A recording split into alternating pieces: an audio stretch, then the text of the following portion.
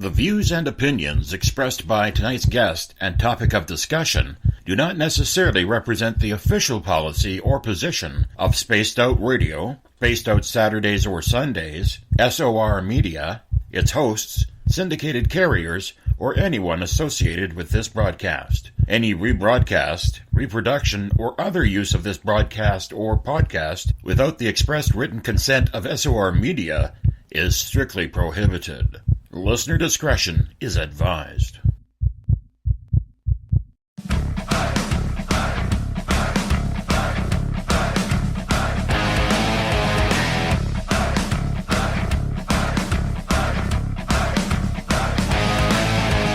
Are you experienced? Then come own the night with us.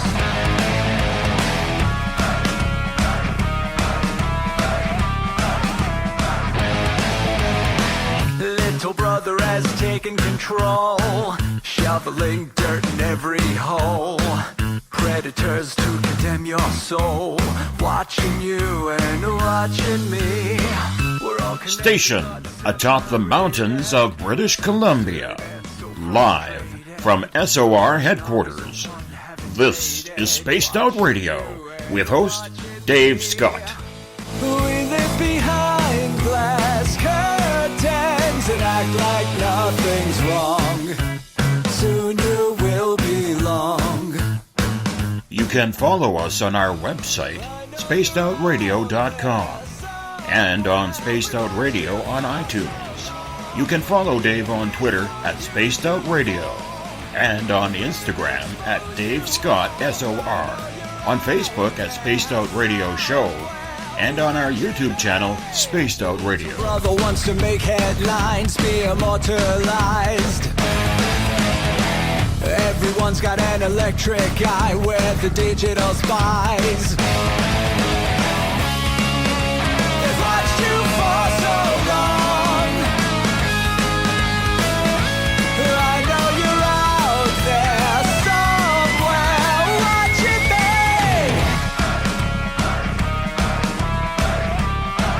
me. Buckle up, space travelers. It's time to go for a ride on Spaced Out Radio with host Dave Scott. I know you're out there somewhere. We've watched you for so long. Wait for you to fall. We'll expose you all. I know you're out there somewhere watching me. Little brother wants to make headlines, be immortalized. Everyone's got an electric eye where the digital spies. They've watched you for so long. I know you're out there somewhere watching me.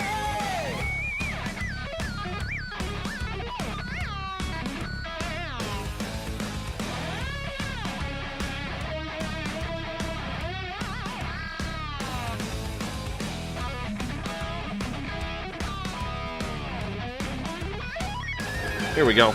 It's Thursday, January 11th, Friday, January 12th if you're on the East Coast or across the pond, and this is Spaced Out Radio.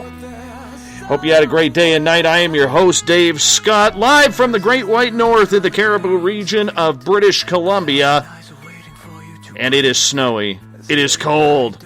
Right here on the mountains of SOR headquarters. We want to say hello to everyone listening in on WQEE 99 Rock the Key down in Noonan, Georgia, home of The Walking Dead. We are live as well on the United Public Radio Network, 107.7 FM in New Orleans, and over 160 countries around the world. We are also live at spacedoutradio.com, Spreaker, The Fringe FM, Renegade Talk Radio out of Las Vegas, the High Plains Talk Radio Network, and if you're listening in on Revolution Radio, remember the Double R Machine is a donation station financed by you, the valued listener.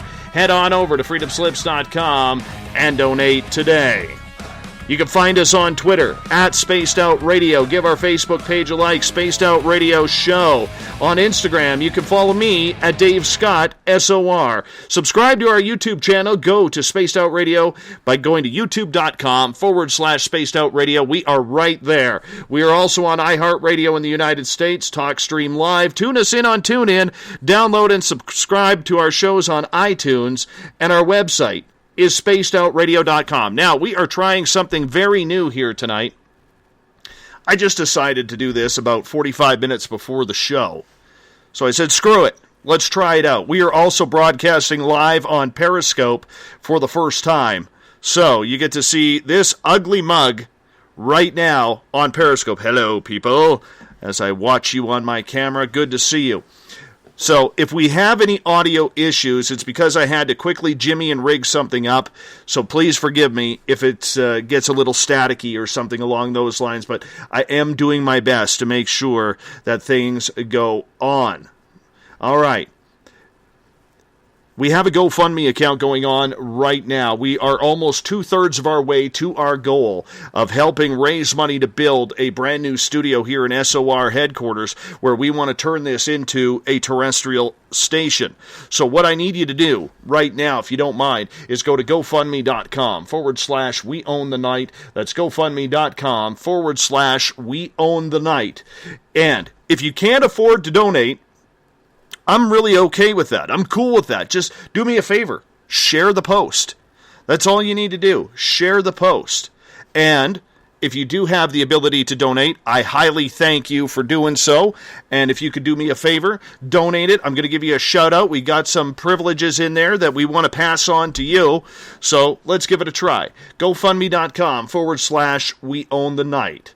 And if you head to our website, spacedoutradio.com, you can shop at our Spaced Out Radio store. Read up on the encounter online. My latest blog there is as well.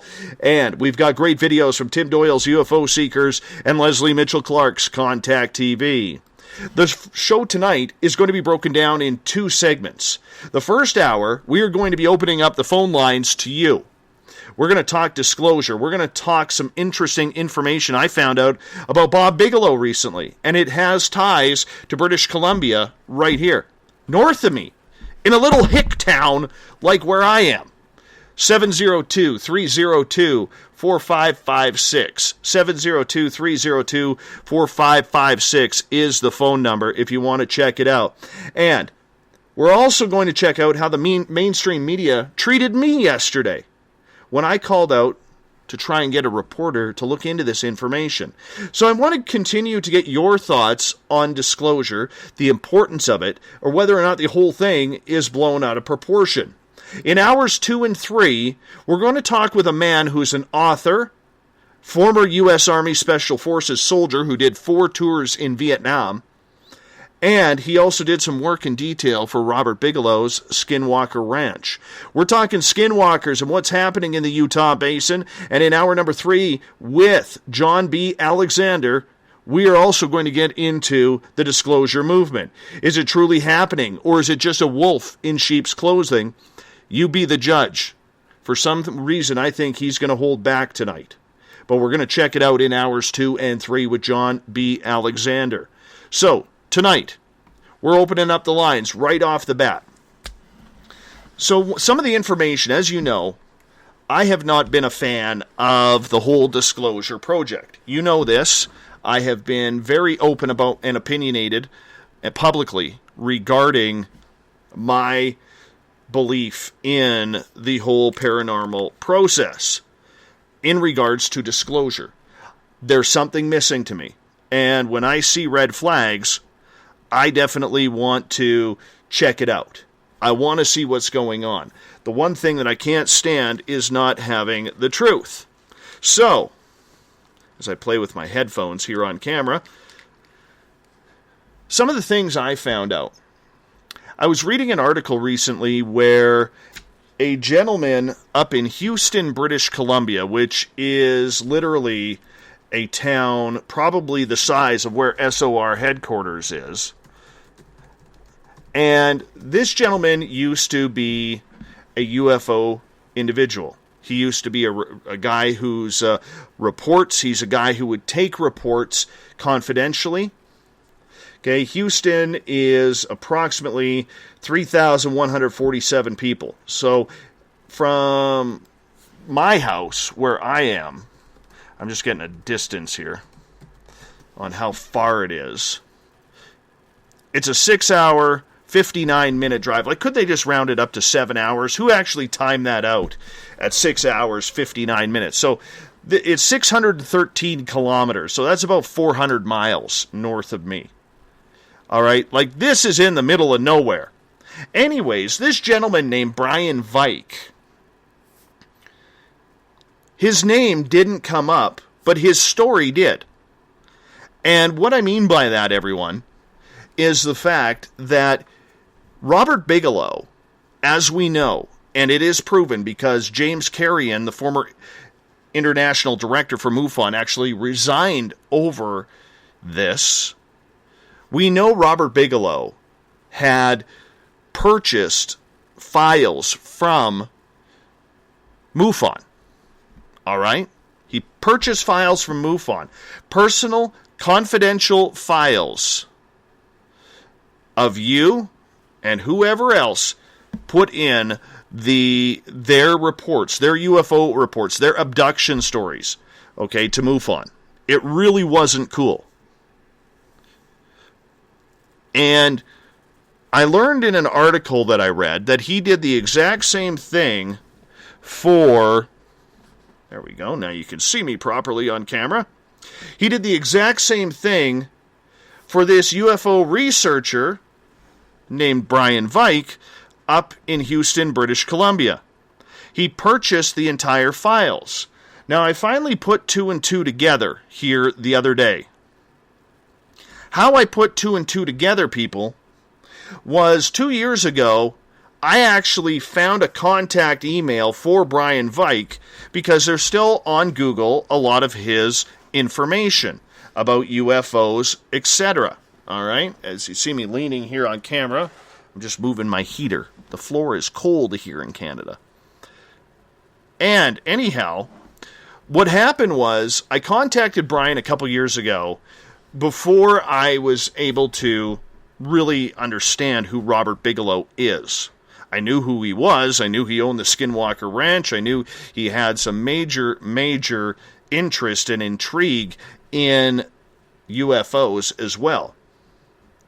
So I started looking at it, and I never put the two together until I read this article about him buying UFO files from Canada. All right? From Canada.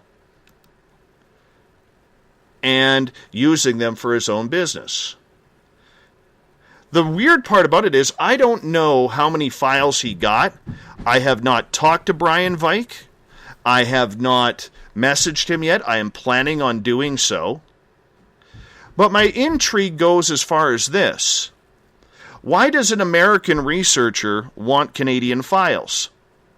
Especially an American researcher who is working for the U.S. government or in cahoots with the United States government in black operations.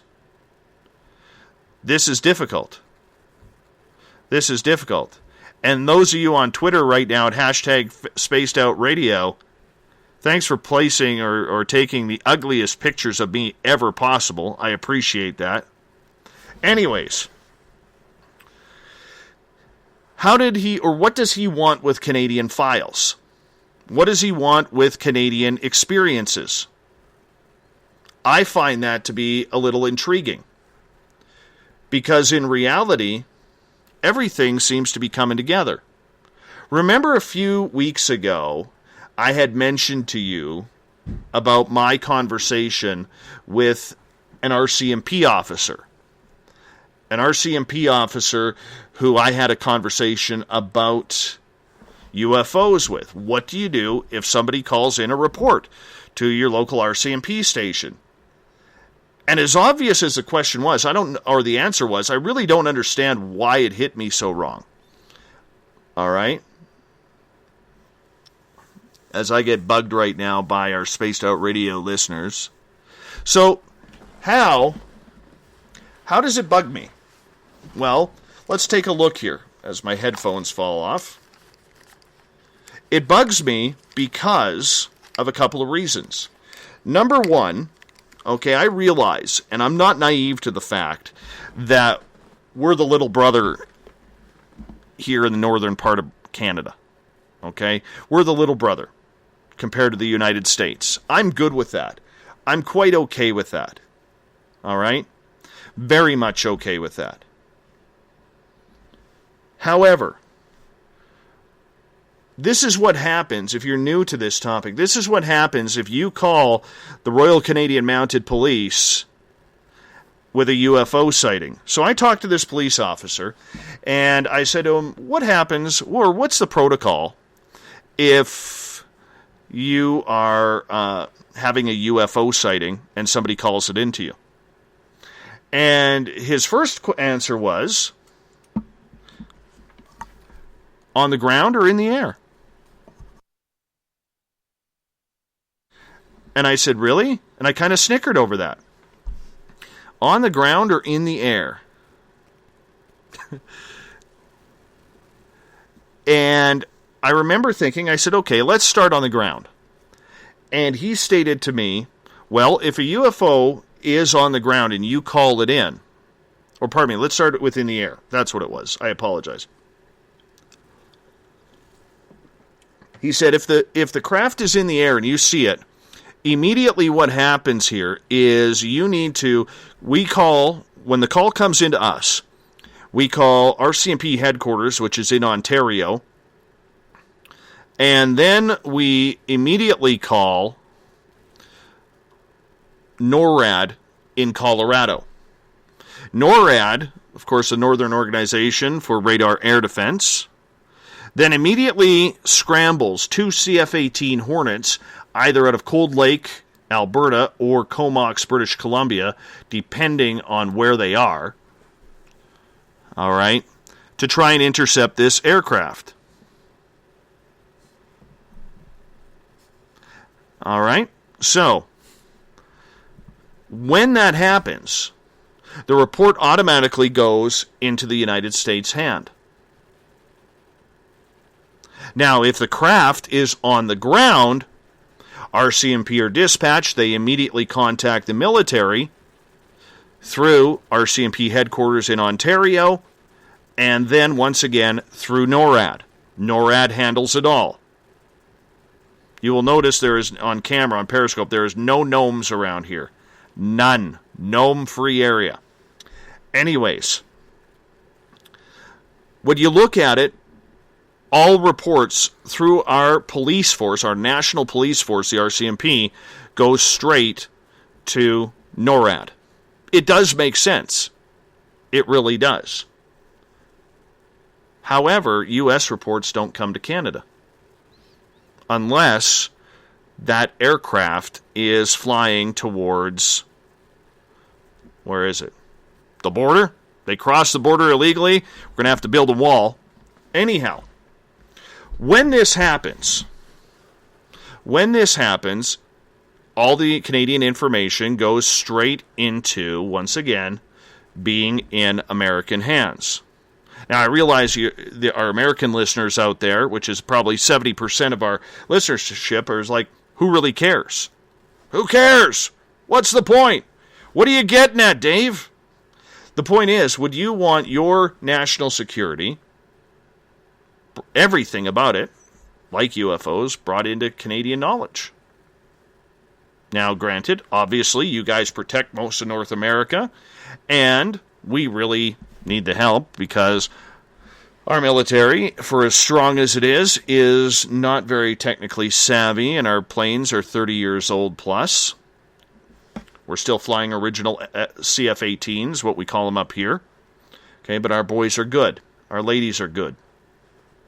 So that leads to the whole Robert Bigelow disclosure project. Okay, trying to put the two together. Here we go. Bigelow purchased Canadian, as I don't stutter here, Canadian UFO stories and files. Now, I realize when somebody buys a business, okay, they get everything that goes along with that. There is nothing that is held. When you purchase it, all right, when you purchase a business, you get their computers, you get their file systems, you get absolutely everything. I do that. I do get that. That makes sense to me.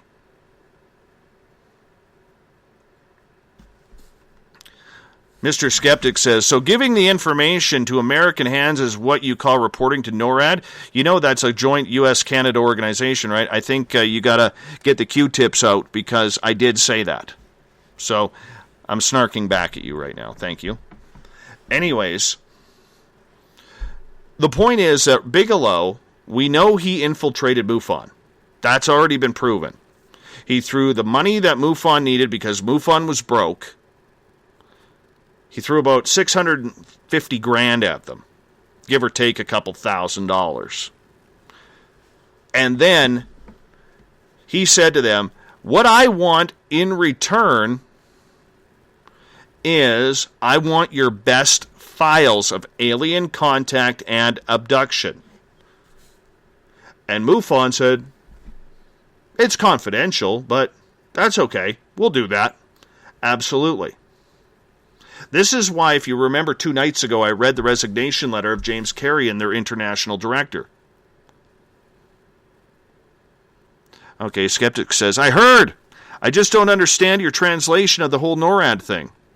I understand the calls go to NORAD, which is Joint Canada-US. However, I was surprised to learn that because I thought they would stay right here in Canada rather than being enacted through NORAD if it's in Canadian land or within the Canadian borders. We do have a Ministry of Defense and a military headquarters. Not everything has to go to NORAD. That was my point that I was trying to get. I hope I cleared that up for you. Anyways, the whole point that I'm getting at here, guys and girls, is we know that Bigelow infiltrated MUFON. But when he started buying up little groups' profiles and their knowledge and their reports, I think that's a little off. Now, a lot of people said, that's business. That's just the way things go. However, I look at it differently. If you're an experiencer of ET contact, and you are someone who has privately given your information, your phone numbers, your sighting, your personal information, your email, your address, to somebody, you gave it in good faith. You didn't give them your personal information and your personal account because it's distressing enough. You were looking for somebody to talk to. You didn't expect that person who's supposed to be independent of everything to sell out and hand it to a contractor of the United States government who apparently between 2007 and 2012 was housing alien technology or alien artifacts, whatever you want to call them, extraterrestrial artifacts, metals, whatever he has there, at Bigelow Industries in Las Vegas, in his warehouse. You didn't do that. You signed up because a researcher allowed you to earn his trust. And he shot that right back in your face. He shot it right back in your face, right, by selling out to Robert Bigelow. Now, the big question is, what does Bigelow need or want with Canadian files? Now, 2 years ago, when I talked to Brian Vike, and I asked him if he would be an interview guest on this show, and I didn't know about the whole Bigelow thing literally until a couple days ago. And he said to me, he goes, I would love to, but I'm just not doing the UFO thing anymore. All right? I'm just not doing it. It's not my thing. I'm not taking any further reports. Sorry. I'm just not into the UFOs anymore. And I went, okay, that's too bad, because I've been looking for a Canadian ufologist, and they seem very difficult to find here on the West Coast to interview. And he goes, not a problem. He goes, sorry I couldn't help, but thanks for checking in. Appreciate your time, and good luck with you. It was a nice conversation. He was very polite, of course. He's a fellow Canadian. But now it makes sense, doesn't it? It makes sense because Bigelow bought him out. So what I'm going to be doing here in the next little bit, and I'm going to do it carefully, I'm going to craft this carefully, is I'm going to send Mr. Vike an email. And I'm going to see if he's going to answer my questions. Number one, did Bigelow Advanced Aerospace buy out your files? If so, why is it being reported? If not, why is it being reported? And number two, if it is the truth that you did sell them, did you have permission of the people who confidentially gave you information about their experience? Did you have their permission to sell out?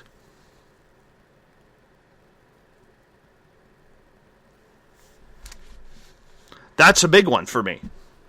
That's a big one for me. Did you have permission to sell your information, or all of the people's information that you collected over the years? Because I know when I give my bank credit card in, or my bank to get a credit card to give them my information, I want it kept private. I don't want everybody knowing my social insurance number, my address, my date of birth. I don't want it. That's private to me. It's like going to a doctor and having a doctor disclose all your health problems to everybody in the hospital or somebody on the streets. Yeah, you don't want to be by old Jed over there. He's got the clap. I'm his doctor, I know. It's the same way. It really is the same way. So Bigelow has gone around North America and literally bought up UFO files that people gave in full confidence to researchers. And those people profited off of those files. Does that seem fair to you? You can call in and talk to me at 1-702-302-4556. 1-702-302-4556. If you want to chat with me, I will take your call. It's really up to you. But we are talking disclosure tonight.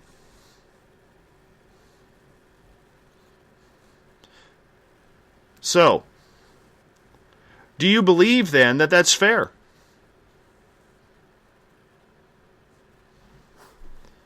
Eric says in the Spreaker chat room, in his opinion, the only way most people will believe disclosure is if the first of the top of the leaders of the free world announce it live on TV.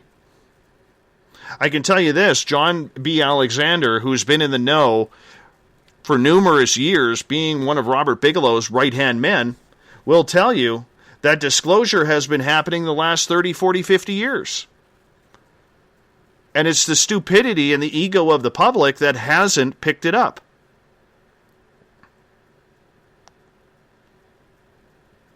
But think about it for a second. Let's make this more personal right now. And I'm watching the chat rooms. I'm watching Twitter. I really want to know. I can't do messages off of Instagram, or pardon me, off of Periscope, okay, guys? So make sure you're either on Facebook or you are on Spreaker or Twitter. All right? Now, Keith just posted something interesting here. Thank you for sharing, Keith. It's the disclaimer on MUFON. apparently when you sign, it says, I understand that by posting my pictures, audio, video, media files to this website, I am granting MUFON, its agents, employees, and assigns the exclusive right and permission to do to the same or any part of said media for the purpose MUFON deems necessary and or appropriate, including but not limited to the following: television broadcast, radio broadcast, internet broadcast and or distribution, press releases, website use or promotion, photo of the week, print media, and other lawful use of said media in which MUFON sees fit. I hereby waive and release any claims or actions against MUFON for the said media and agree to hold MUFON harmless for any injury or harm resulting or arising from any use by MUFON of said media. I further certify that I am the owner of the submitted media, that I am 18 years old and old or older. All right? Where does it say that you're allowing MUFON to sell your work to a government contractor who works in Black Ops? What you're doing is you're giving MUFON permission to use it in the media. They use the word media there 1, 2, 3, 4 times, 5 times, 6, 7 times, they use the word media. Last time I checked, Robert Bigelow is not media. All right? Robert Bigelow is not media. He's a government contractor for UFOs. We all know this. Everybody knows this. Bigelow himself knows this. All right? Bigelow himself knows this. 1-702-302-4556 is the phone number. 1-702-302-4556. As we are broadcasting live on Periscope tonight for the first time. We got a call coming in. We are going to add this in there right now. All right.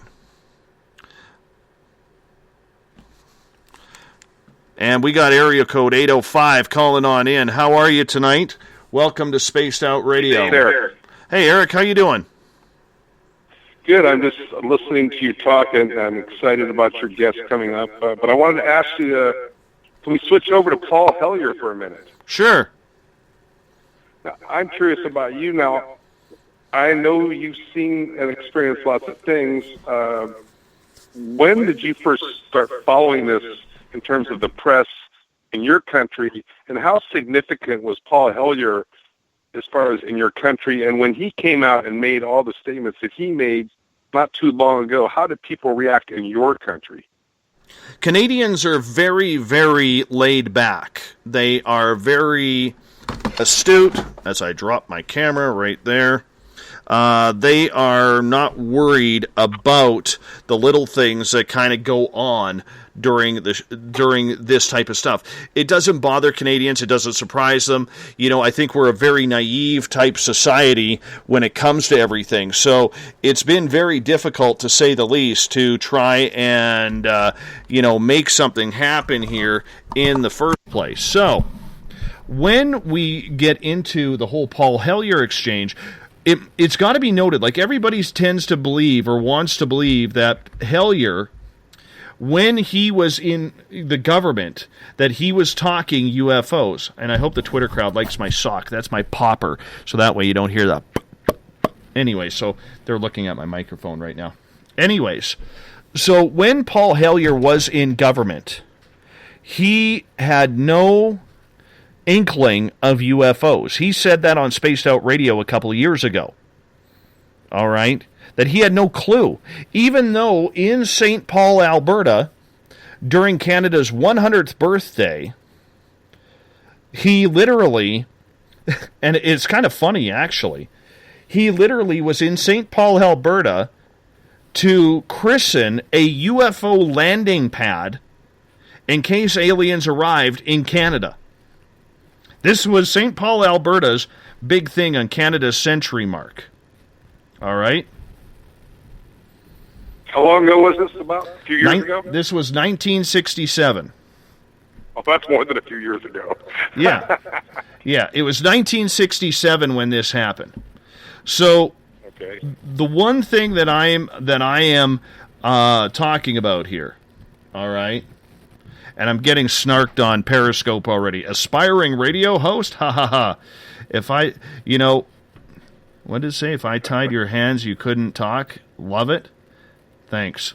Anyways. Yeah, you're going to get a lot more trolls on Periscope. Yeah. Don't just ignore Periscope. Yeah, I think it's kind of funny, I think it's kind of funny. Anyways. Just go look at it when you play the show back later, then go read all the snarky comments. Yeah, I will. It'll be funny. It'll be funny. It'll be. Anyways. Yeah, back to Paul. So I'm just trying to figure out, I remember when he came out and said that somewhere in the neighborhood of 100+ different races he believed existed. Do you remember all that? That wasn't too many years back. When I talked to him, he said there was only 5 races that had popped up. 5 races.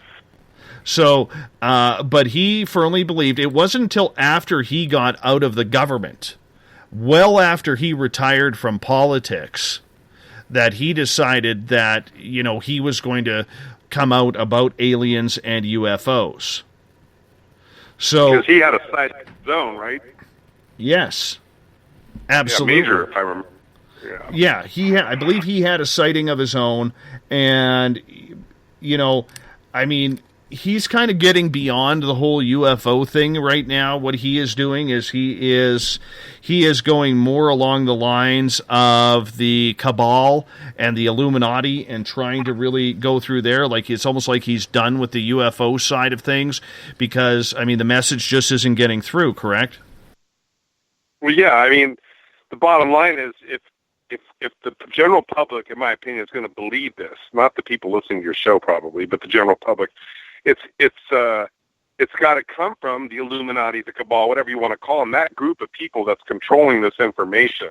That for whatever reason, because the public is on this mass mind control trip, that they're not going to. I just don't believe people. Are going to believe it unless it's announced on TV. I just don't see it happening. I don't know. What's your take on that? What do you think? I think people are too naive about absolutely everything today, to be honest. I think it's a little ridiculous that, as I'm trying to, if they see me on Twitter, they're like, what the Sam hell is this guy doing on camera? No, it's not an earthquake right now. What I'm trying to do is get my speaker back up because it fell. So that way you guys can hear the audio, but it's not working too well. Anyhow, so what has kind of happened here is with Paul Hellyer, with Canada and everything, we're just a society right now that really just doesn't care. And that's putting it bluntly. We don't care. And unfortunately, it's, there's nobody really stepping up to it right now. There really isn't. And nobody really wants to put their respectability, if you can call it that, on the line. And that's the big problem that we have here. Well, I think it's the problem of the United States, too, though. I'm not afraid to admit that most of the people in the United States don't care, and I think that if it was announced, that people would trip for a little while, but I'm pretty sure as long as they don't come down and start, the aliens don't come down and invade the planet, which I don't think that'll ever happen, not in our lifetime, then I don't think people are really going to trip too hard once the information is absorbed in their consciousness.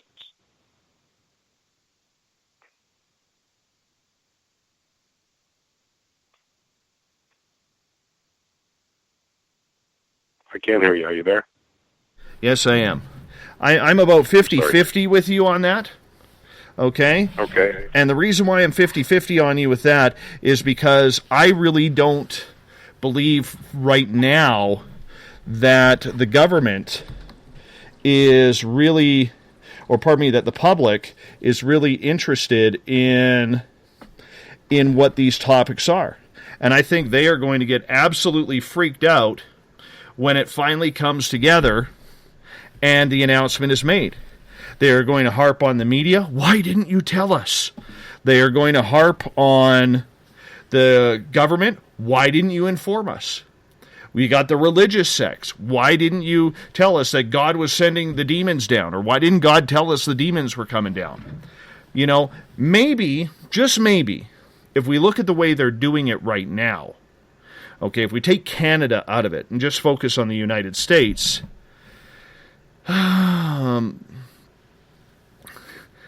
what we are looking at here is we are looking at how they are segregating and separating UFOs from extraterrestrials.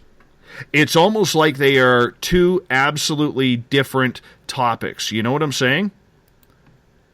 Does that make sense to you? Yeah, I mean, it does make sense because we don't know for certain that these UFOs have actual living beings inside them. They could be extraterrestrial drones that are being sent down by an advanced consciousness type being that's controlling all these things. I mean, then again, there is the possibility that we're being visited by aliens as well. I'm not going to deny that. But I don't think every spaceship that we see has an alien in it. I don't know. I really don't know. I mean, could they have drones? Possibly. We do. Why wouldn't they? Yeah. Why wouldn't they? So, I mean, you have to look at it, and I understand why they're separating it, but I'm looking at this from a different angle, Eric, where I honestly believe that the reason why that they are separating the two is the public can handle UFOs. Many people, many more people have had UFO experiences rather than alien experiences. Many skeptics, many snarky people, they've seen UFOs. They have seen other things that have happened that look a little bit anomalous in the sky.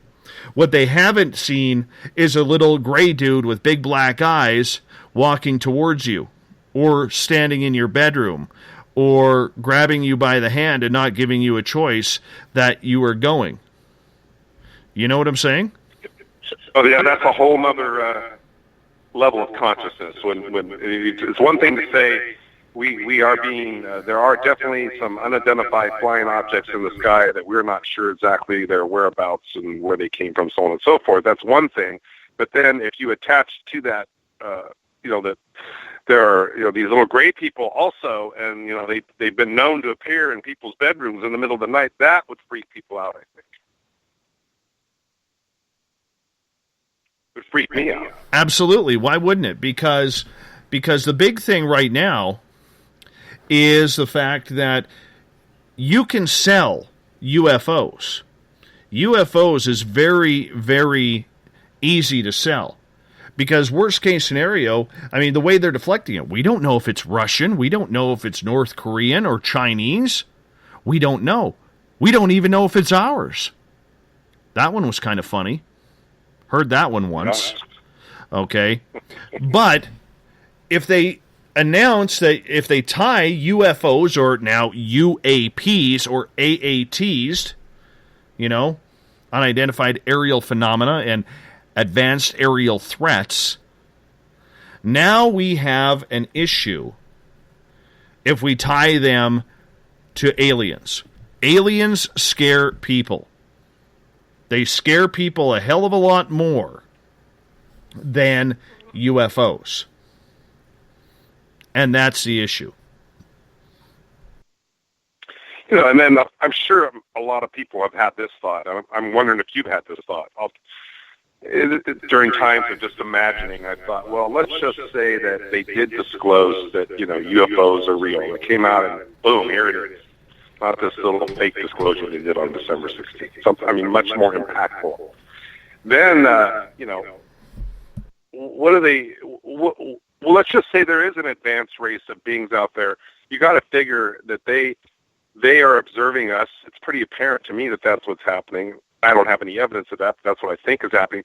So they have to be intelligent enough to know that if we're disclosing to our people here on Earth, fellow Earthlings are disclosing to each other that we have these non-human entities that exist, that this these non-human entities are going to realize that we're sharing this information, then does that then open the door for them to come in and appear more regularly now that the word is out? Or, you know what I mean? Are they in on the secret too? That's the big one, buddy. That's the big one. Nobody knows right now, right? Nobody knows. And this is why, you know, and I realize that I have personally taken some heat on this because it's a subject I am just not letting go.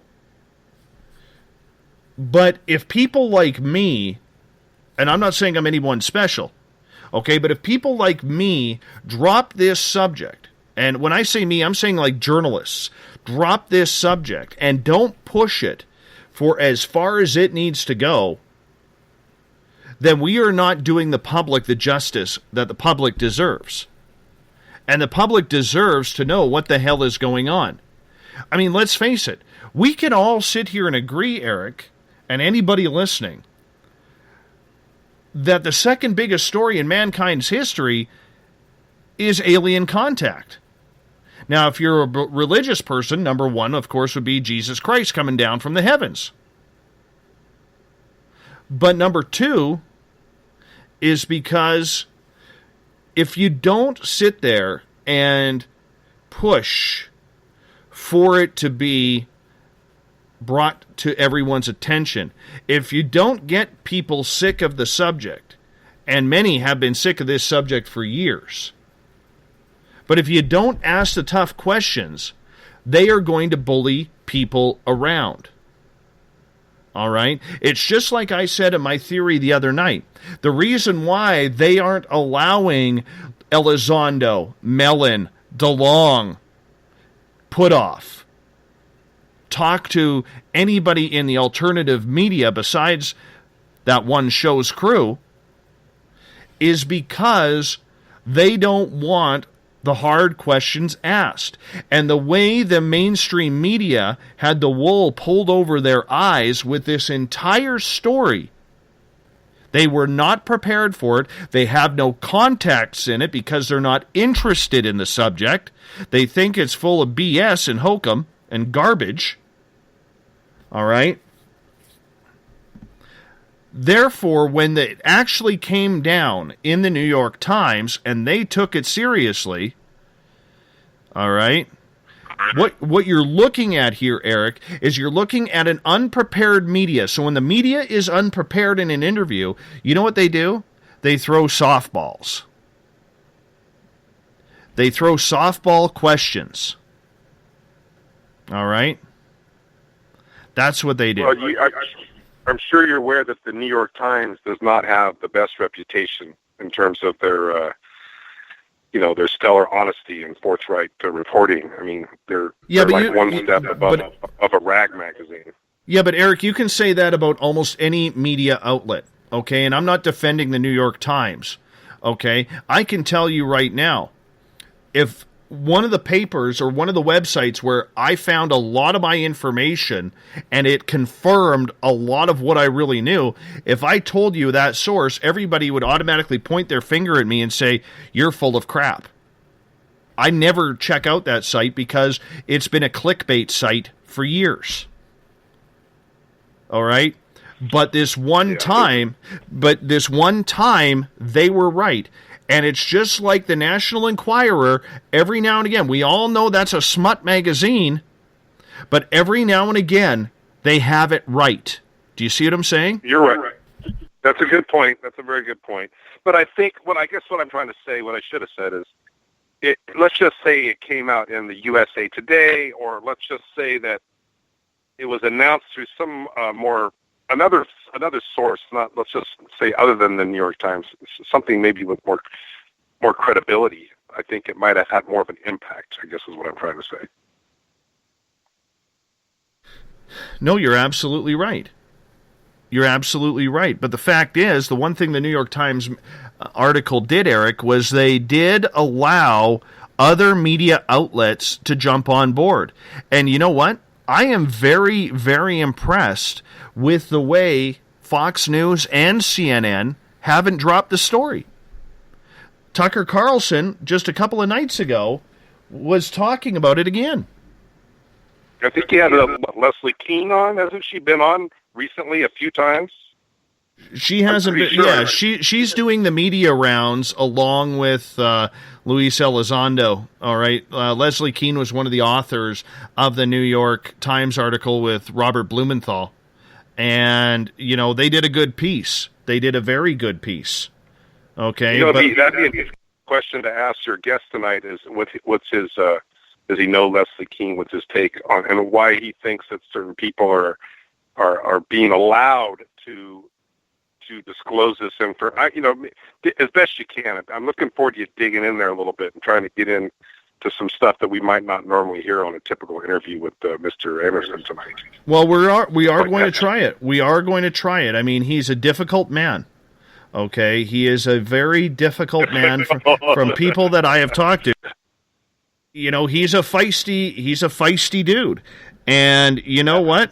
I'm hoping this by golly type chubby Canadian guy can get through that tough thicket that he has going on, and see if we can make this work. To play the Canadian card, which is kind of cool, because if you were a show here in the United States, then he might look at you differently. Being now that then you're in another country, even though you're like a brother or sister or cousin or whatever, he might give you a little bit of a break, and you could play that here in Canada, whatever, however you got to play it. But if you just whatever it's going to take to get him to open up, I'm rooting for you. Let's say I'll put it to you that way. I'm rooting for you. Oh yeah, you know what? I can honestly say there are very few times where I've actually been intimidated by a guest. Very few times, and I can honestly say I am looking very, very forward to this interview because I am a little nervous. I really am a little nervous, and I'm a little uptight about it because, I've heard amazing things about this guy, and I've heard some not so amazing things from this guy. I don't know what the truth is, but the thing that we are going to do is we're going to look into this, and we're going to see what we have available and what he's willing to answer. What we do know is obvious. He worked with Bob Bigelow at the Skinwalker Ranch. We already know that, right? And so it would be nice to get him to relate at least one or two stories that he would be comfortable telling us about what he experienced at Skinwalker Ranch. It's always nice to hear those stories if he's able to share them. I would think he would. What do you think? Do you think he'll share some stories about the Skinwalker Ranch tonight? Well, don't forget, though, he is a lifelong military guy, okay? He isn't going to give up what he knows. He just is not going to give up what he knows whatsoever, all right? He is someone who is very tight-lipped. I mean, the dude's a trained killer. Let's remember that, all right? Oh, I didn't know. Yeah, he spent 4 years in the U.S. Army in Special Forces in Vietnam. He retired as a colonel. And, he's a badass dude. He's a very badass dude. And well, I can tell you, I met him twice. I met him in Arizona last year in February at the UFO Congress. And then I met him a few months ago again in Arizona at Cottonwood. And he's not a very big man, but he has that look in his eyes, the steely, and he's body language. And I tried to talk to him, and he gave me a look. It wasn't rude. It just was a look that basically let me know that, here's my boundaries, son. You can talk to me, but, you're only getting so far with me. And he didn't even have to say that. I could just feel it from him. And it happened both times that I met him. So I never really pursued much because I just didn't get the vibe that he was really willing to sit down with me and talk to me, one-on-one, because I think he probably knew that I was going to drill him. He knows you're the awakening man. You're the awakening man. Yeah, he probably got rumored. He's like, oh my God, it's the awakening man. I got to stay away from him. That man's trouble. That man's trouble. But no, hopefully maybe ask him what he does, if he likes to golf or if he's a fisherman. Get him talking about something he enjoys to do that he has fun with. Get him loose a little bit. And then pop one of those questions. And then what do I do if he says, I like to kill? I like to kill.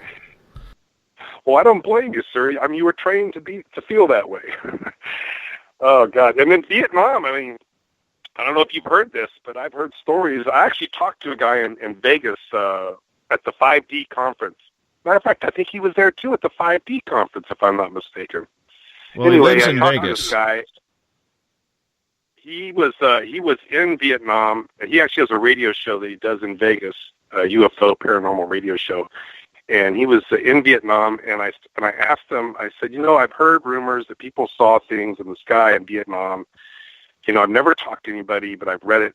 And then I go, can you share anything that you know or you saw or you heard with us? And it was just me. It was Brad Olson, the Reverend John Polk, and this other guy, Jeff. I can't think of his last name. He was the radio show host. All of us were in the room together, and he started to tell this story, and I could just feel it was going to be a great story. And then all of a sudden, he got very emotional, and he literally teared up, and he had to stop because it was obvious that he was going into a memory bank that he had put in a compartment somewhere in his mind, and it was bringing back these memories, and he didn't want to go there, so we just basically, I just said, hey, don't worry about it. You don't have to tell us if you don't want Eric, I got to let you go there. I got a quick call here. We're about a minute away from break. Thanks for calling I'll in. look forward to your show, buddy. All right. Area code 423. How you doing? Hey, this is Tommy. How you doing this evening? Good, Tommy. Thanks for calling in. We only got about a minute before we got to go to break already, my friend. Oh, so you want me to call back another time? Well, what's your quick question here, and I'll see if I can answer it. Well, I didn't necessarily have a question. Oh, okay. All right. Well, you know what? It was more than 45 seconds, So. Oh, darn it. All right, let me go off to break here because I am going to bring our guest on in the next hour, and I'm not going to be taking calls with him. But let's do this, my friend. I'm just looking at my schedule. I probably will open up the phone lines maybe probably on Monday night. Okay, we're going to be talking UFOs with Tim Doyle. All right? Disclosure. That's absolutely. What I was chiming in on. Absolutely. You call in Monday night. We'll get your call on. Yeah, okay, sounds good. That's fine. It's a great subject. I just recommend, if you hadn't heard the latest last night, Wilcox was on in place of Corey Good, who had to go to emergency at Jimmy Church's show last night with his new 26-page document you could probably find on Wilcox's website, possibly by today. Incredible happenings going on that too bad I didn't have more time. All right. So excited about all that stuff. Tommy, I got to run here. Thank you so much for calling in. You're listening to Spaced Out Radio. I am your host, Dave Scott. We'll be back right after this. Hey, space travelers, it's Joe Roop, your host of Spaced Out Saturdays. Come join me as we explore the realms of the paranormal, the esoteric, and everything in between every Saturday night at 9 p.m. Pacific, midnight Eastern. You know the truth is out there. Don't get caught sleepwalking. Come join Spaced Out Saturdays. That's every Saturday night, 9 p.m. Pacific, midnight Eastern, right here on SpacedOutRadio.com. Psychic Sundays, spiritual communication, ET contact, Sasquatch in your backyard. We will have it all on Cosmic Passport with me, Elizabeth Anglin. Each Sunday, starting at 9 p.m. Pacific, midnight Eastern, at SpacedOutRadio.com, I will take you on a journey of enlightenment. The goal is learning from the soul on out. We'd love it if you joined our experience. Cosmic Passport, heard Sundays at SpacedOutRadio.com. 365 days a year, we're in the field, investigating UFO sightings, talking to alien abductees, and visiting secret military locations like Area 51. We're UFO Seekers, official partner of Spaced Out Radio. Follow our daily search for the truth at ufoseekers.com or like us on social media. Catch us on Spaced Out Radio every third Monday of the month as we discuss Area 51, UFOs, and more. And also, don't forget to subscribe to us on YouTube.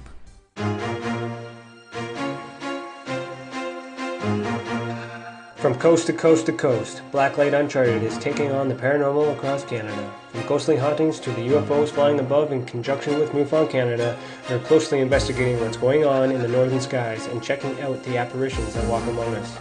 Check out our videos right here at spacedoutradio.com. We want to know your thoughts, we want to hear your experiences, and we want you to share your stories. The answers are out there, and we intend to find them. Would you like to become one of our space travelers? All you have to do is click on the Space Travelers icon at spacedoutradio.com. For only $5 a month, you can get access to some great prizes, as well as private monthly shows, newsletters, and a members-only section on our website. Become a space traveler today. It's paranormal news at its finest. Welcome to The Encounter. At spacedoutradio.com, The Encounter online is SOR's trusted news source for everything weird and strange going on around the world. This is news editor Eric Markham. Our team of journalists are scouring the planet for those strange stories that rarely make the mainstream. No fear-mongering or fake news here. Head over to spacedoutradio.com and encounter The Encounter. Want to learn more about aliens, cover-ups, conspiracies, cryptids, and the paranormal? All you have to do is tune in S4 as we take over the Spaced Out Radio night, starting at midnight Pacific, 3 a.m. Eastern, each and every Saturday night, right after Spaced Out Saturdays. Hi there, this is Eric Cooper from Forest Moon Paranormal. Join me, Corey Ruiz, and friends as we discuss the hot topics of the night. It's fun, entertaining, and as dark as the night. Find us at spacedoutradio.com.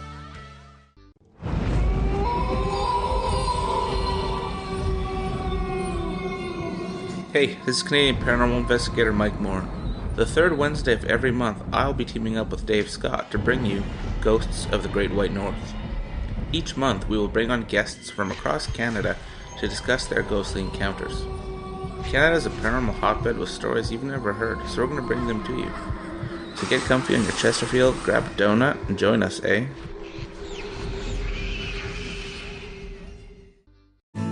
Are you an experiencer? Have you had run-ins with strange creatures you can't explain? ETs, Dogman, Bigfoot, werewolves?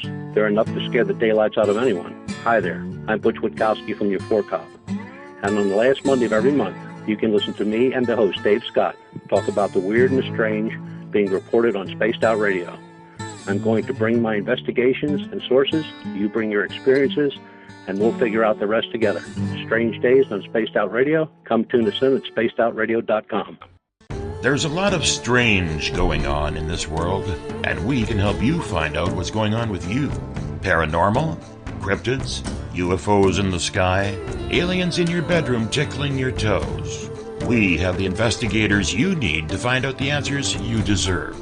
All you have to do is head to spacedoutradio.com. Your information is 100% confidential. The SOR Sightlines Report. It's free, and we're here to help. Are you interested in advertising on Spaced Out Radio? Head to our website at spacedoutradio.com and click on our Advertising tab. There, you will find an assortment of ways you can get your product out there with us, from radio commercials to banners and social media. Have a product you like our hosts to endorse? We can do that too. Visit spacedoutradio.com for more details. Don't have time to listen to Spaced Out Radio live? Wherever you are, the car, the office, the shower, or even if you're traveling, we're right here for you. Each Spaced Out Radio show can be found on iTunes, TuneIn, and on our YouTube channel, Spaced Out Radio Show. It's the perfect way for you to catch up on our shows. For more information, just head over to our website, spacedoutradio.com, and tune in to us today. Do you want to know what's really going on in your world? Do you have questions about who you can trust in the mainstream media? Then look no further than the Rebel Planet. Come get the straight answers right here at spacedoutradio.com. Join me, Jamie Sexton, creator of Rebel Planet News, as I fill you in on the stories behind the stories. All you truth seekers, be sure to tune in to Rebel Planet on spacedoutradio.com the third Thursday of every month.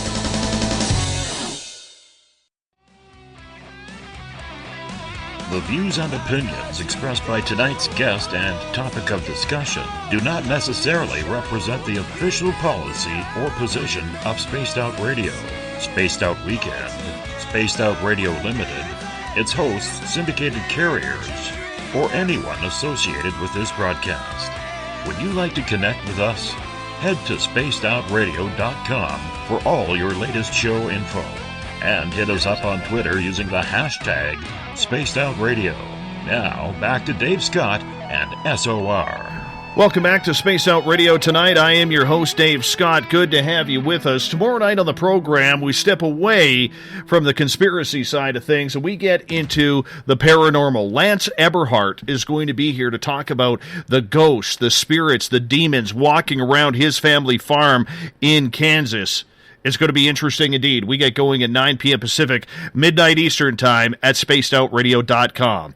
We want to welcome in everyone listening in on WQEE 99 Rock the Key down in Noonan, Georgia, home of The Walking Dead. We are live as well on the United Public Radio Network, 107.7 FM in New Orleans and over 160 countries around the world. Great to have you with us as well. We are also live on The Fringe FM, Renegade Talk Radio out of Las Vegas. And if you're listening in on Revolution Radio, remember the Double R Machine is a donation station financed by you, the valued listener. Head on over to freedomslips.com and donate today. Bill Cardwell has set the password for tonight in the SOR Space Travelers Club. Telesthesia. Telesthesia is your password. Use it wisely, Space Travelers, as Bill sets a password each and every night right here on the mighty SOR. Now, if you want to follow us on social media, we're on Twitter at Spaced Out Radio. Use the hashtag Spaced Out Radio if you want to connect live with me during the show. You can give our Facebook page a like, Spaced Out Radio Show. You can also follow me on Instagram, Dave Scott SOR. Go to our YouTube channel for our archives. Go to youtube.com/Spaced Out Radio. Make sure you subscribe to that. Our website, once again, is spacedoutradio.com, where we have a plethora of features for you, including joining the SOR Space Travelers Club for $5 a month, rock out to some Bumblefoot, shop at our Spaced Out Radio store. You can also read up on the encounter online, watch videos from UFO seekers and Contact TV, and so much more at spacedoutradio.com. And once again, we want to remind you that if you have the ability to share or donate, we have a GoFundMe account going on right now. We could use your help. We're trying to build a new studio because we're going terrestrial. GoFundMe.com/We Own the Night. That's GoFundMe.com/We Own the Night.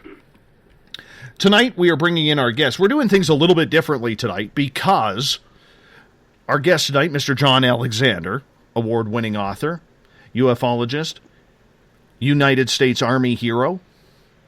He is someone who had a little bit of a busy evening, so he decided that if he could come on the final 2 hours of the show, that would be very good for him.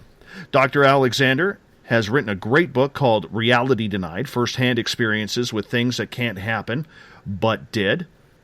The foreword is by Uri Geller. Top-notch book. His website, johnbalexander.com. He once worked with the Skinwalker Ranch. He is, like I said, a United States Army hero serving in Vietnam. And Mr. Alexander, we thank you so much for your service to your country and for being on Spaced Out Radio tonight. Thank you so much for joining us. Hi, Dave. Great to be here. When did you first learn about the Skinwalker Ranch? And did you believe, when you first heard about it, all the rumors that kind of went along with it? Well, they actually evolved over time. I'd heard a little about it, and I was actually with Bob Bigelow the day that he bought the ranch, actually signed for it, and spent that night on the ridge line overlooking the ranch. So I was the first one of the NIDS crew to participate actively at the ranch. I might add the biggest thing that happened was a lot of mosquito bites, but it's an amazing place. For those of us who have never been there before, Dr. Alexander, do you mind explaining where it's located in Utah and basically the surroundings of the area? Because the picture I get in my mind is it's kind of like in a mountainous valley, just sitting there, waiting for weird things to happen. Well, yeah, funny you should say that. It's near Vernal or Roosevelt, Utah, which is on kind of the central or south central eastern side of the state, not far from where they have a massive amount of dinosaur bones, by the way, a great place to visit for that.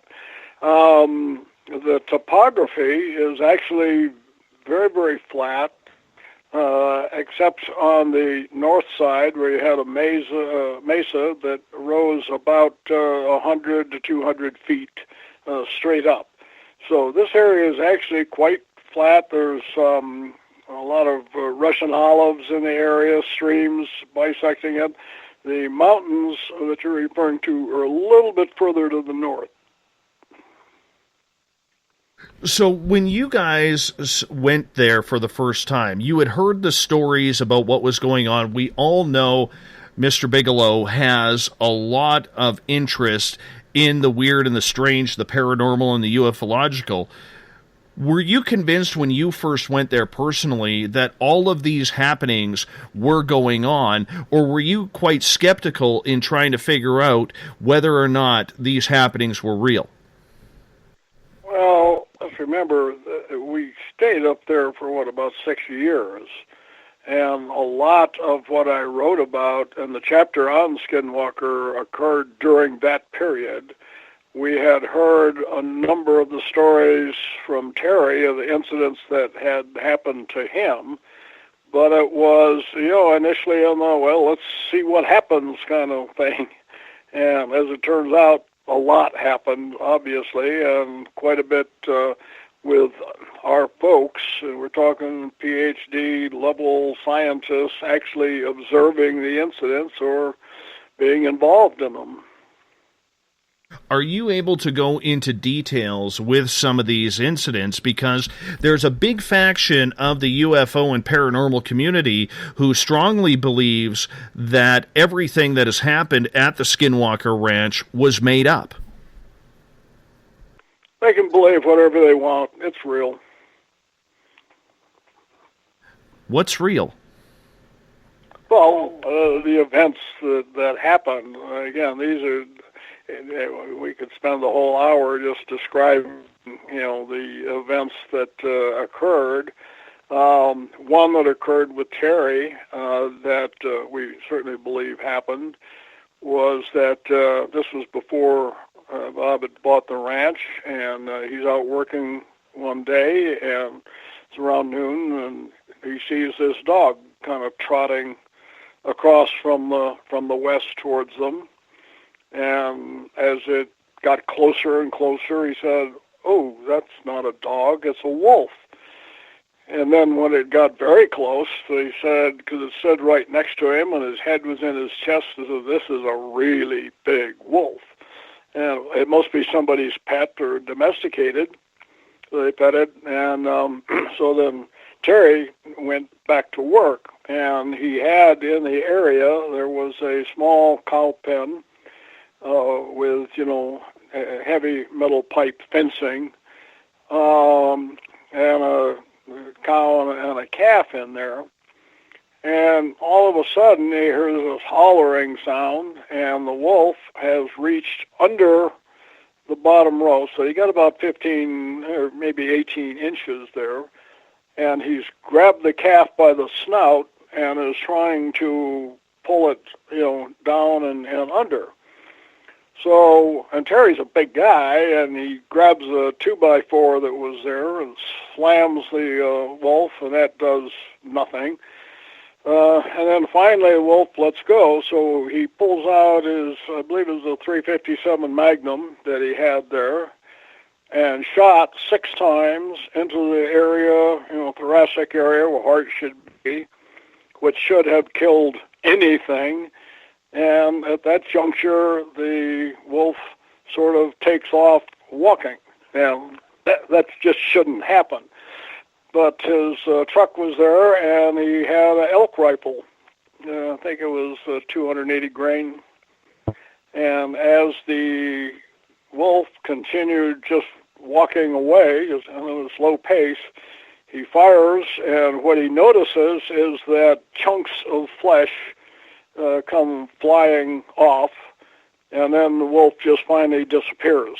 Even the elk rifle didn't bring him down. One of the more amazing aspects of it, though, is that went over where he saw these chunks that had come off and smelled them, and it was putrefied. And that's something that shouldn't have happened for about 2 weeks after death.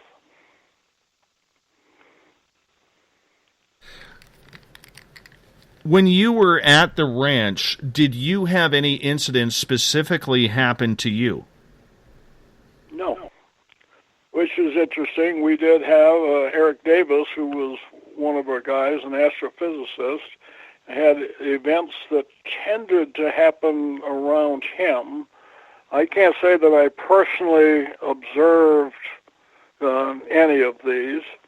Now, you'd asked about the reality of the events. Let me give you another one that happened definitely under our purview that is most amazing. This has to do with cattle mutilation. It's calving season, and about 10 o'clock in the morning. And again, the topography in this area is just a flat, wide-open field. So Terry goes out and he finds a newborn calf, and what they do is they tag it and weigh it, and they tag it for identification to the mother.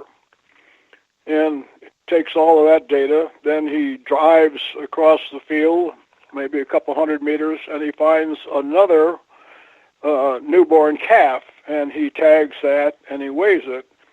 Then he came back, and calf 1 is dead. And not only is it dead, but about 20 pounds of stuff is missing. It has been exsanguinated. The bones, with the exception of one femur, are all intact. An ear has been as if surgically removed, looked like a laser-type cut, and that was the ear that would have had the tag on it, and that's just totally missing. Now, we looked at all of the options of, how various predators kill. This fits none of them. And remember, we're talking, again, bright sunny morning, flat, wide open area. Some people suggested, well, maybe it was rustlers or something, which makes absolutely no sense. Being exsanguinated, they suggested, well, maybe the blood seeped into the soil. So I suggested, and they went to the house and got blood, went to another spot nearby and poured it on the ground. And weeks later, you could look at it and say, there's blood on the ground. And, of course, none of that was present at the point where the calf had been killed, butchered, exsanguinated, And I say that because we were able to have our veterinarian on the scene that day. So these are physical events that happened, under our watch, and were able to be examined in considerable detail. What do you think caused that? Because there is a lot of people who speculate that it was aliens or some sort of, supernatural happenstance that was mutilating these cows because of the incisions that were laser crisp and laser straight. It was very accurate in the markings that were left on the calf. Right. I have absolutely no idea. As I think I've written in both this book and in UFOs, Myths, Conspiracies, and Realities about something that I call the precognitive sentient phenomena. And I came to that based on the events that did happen at the ranch. And what I mean by that is when I say precognitive, that there's a force of some kind out there that knows how the researchers were going to respond before the event happened. Sentient, because the damn thing, whatever it is, it's certainly smart and intelligent, and certainly meets the category of phenomena. In most folklore traditions, they talk about the trickster and Kokopele and etc., various Pan, various kinds of sources of intelligence that trick people all the time. My point, though, was whatever it was in charge, and we were definitely responding to it as opposed to the other way around. Was it ever seen by human eyes or recorded on camera? No. And it, when I say it is something that is so complex that I don't know that it even has a form. It certainly has some measure of consciousness. Remember, in the UFO book, I start out with UFOs are real. I think we're going to talk about that later. The last paragraph says, whatever this is, it is far more complex than we have imagined or possibly can imagine. Now, I do take the position that there's a whole range of phenomena from UFOs, near-death experiences, the poltergeist, psychokinesis, remote viewing, post-mortem communications, firewalking, even cryptozoology. And my view is that these are all interrelated somehow, and that consciousness is certainly a piece of that. But whatever this is, it is certainly not simple. And you're not going to get quick answers. It's A, and that solves the puzzle. That's just not going to happen. What do you think is causing these experiences in that specific area and nowhere else in Utah or very few places around the world? Well, I'm not sure that's entirely accurate. It does seem to be concentrated there, but you do hear about areas, and actually in quite a few places around the world, where anomalous events seem to congregate. Since we don't understand why there is just, I think, way beyond, what it does tell us is that this is a place that's worthy of observation. Now, we also know when Bob finally sold the ranch that, what happened during the periods that we were observing, we actually saw for quite a while, a dramatic decrease in activity. Again, you get back, the area was instrumented. We had cameras going 24/7, had other kinds of instrumentation. Even went so far, as you may know, they put in dog pens. They said, okay, let's see if, animate sensors can pick up something. And again, getting back to the PSP, or precognitive sentient phenomena, what would happen is you'd get an event, and then we would say, oh, well, we ought to study it, here's how you'll study it. And it, whatever it is, again, would say, oh, you like that? Try this. And you'd get something considerably different, or it would happen just outside of the camera range, or would happen with the camera staring at it, but would not appear. Mr. Alexander, why the secrecy around Skinwalker Ranch if so much of this is happening that even everyday people are experiencing, whether it's portals, UFOs, paranormal attacks? I mean, this is something that affects a lot of people, not only in the United States and Canada, but around the world. And it seems like this was a congregation place by some very powerful people, such as yourself, Mr. Bigelow, and others, and yet it's like an armed fortress trying to get in there. No, there's guards there. Well, you've got to remember, this always was a working ranch. One of the misnomers was that, Bob lost money and, just as this was a toy. Even, of course, Terry had it working before NIDS took it over. And during the time that we were there were cattle on there all the time. And part of the issue from a research perspective is like anything else. You don't invite strangers into your laboratory and say, here, muck about, in any research area. I can understand that, but why do you think that the Skinwalker Ranch then has become so infamous? Do you think it lives up to its ability because, of maybe George Knapp and his story? There's other groups that have gone there. Paranormal television shows have walked the perimeter trying to find the elusive Skinwalker that the Ute tribes are trying to say is real in those valleys and hills. Why do you think it's so infamous then? Well, I have no idea. And remember, the ranch, by definition, had a specific set of geographic coordinates. What we know is that these events happen, outside the actual perimeter of the ranch itself, and have been going on for decades, if not centuries. How do you know centuries, though? Would that be from the First Nations? Yeah, First Nations folklore? Yeah, well, yes.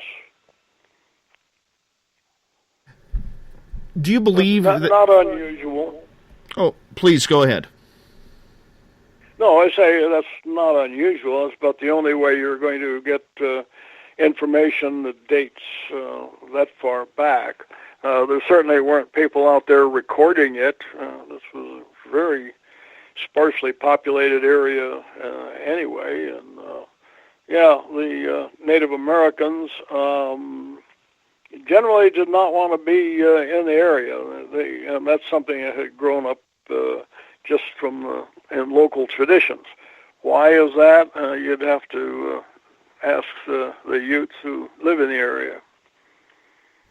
Were some of the happenings at the Skinwalker Ranch scary enough for researchers to leave? Because some of the things I have read on this, not knowing what is real and what is not real in, the life of the paranormal, we have heard stories that some researchers got so freaked out by the events, whether it was UFOs, beings or entities walking through portals, that they got scared enough where they left.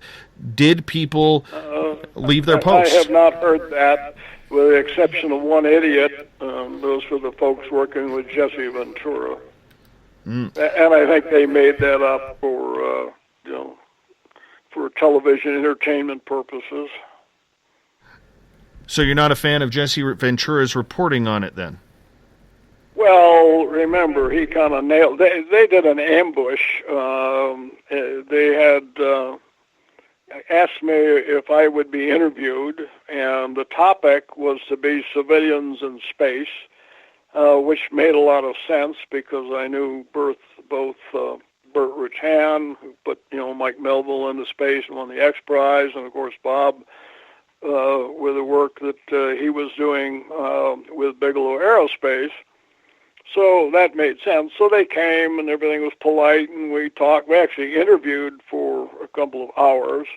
One of the things that people have noted was they said I looked like I was scared and trying to get away from him.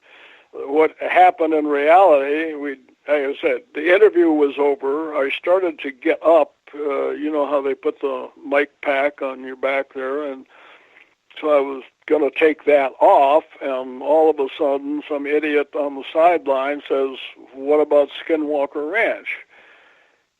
Where I said, I thought we agreed not to talk about that because they had sent me a list of questions and the topics that we were going to discuss, and Skinwalker was not among them.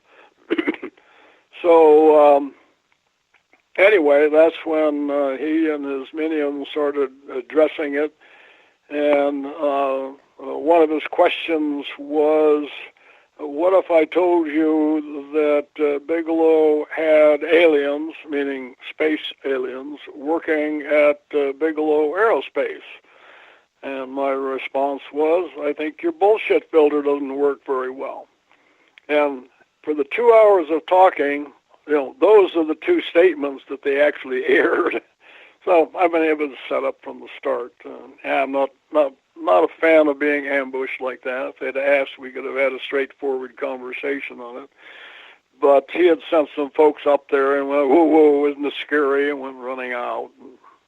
I think they'd made it 20 yards over the fence or something like that.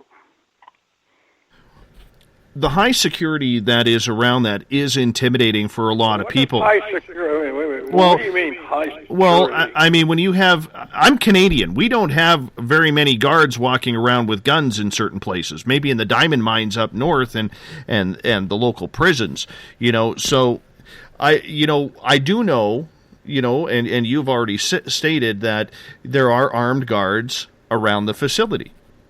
When we were there were no armed guards. I think later a few were put in, but I mean, this is like one or two guys or something. It's a pretty big area, so it's not like armed guards at the gates or lights and fence, barbed wire fence or anything like that. In fact, in the north, I don't know that the line is even defined where this is be up on the mesa where the property starts and stops.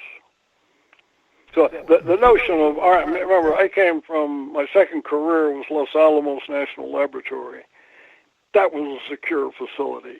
Yes, sir. By this comparison, this is nothing,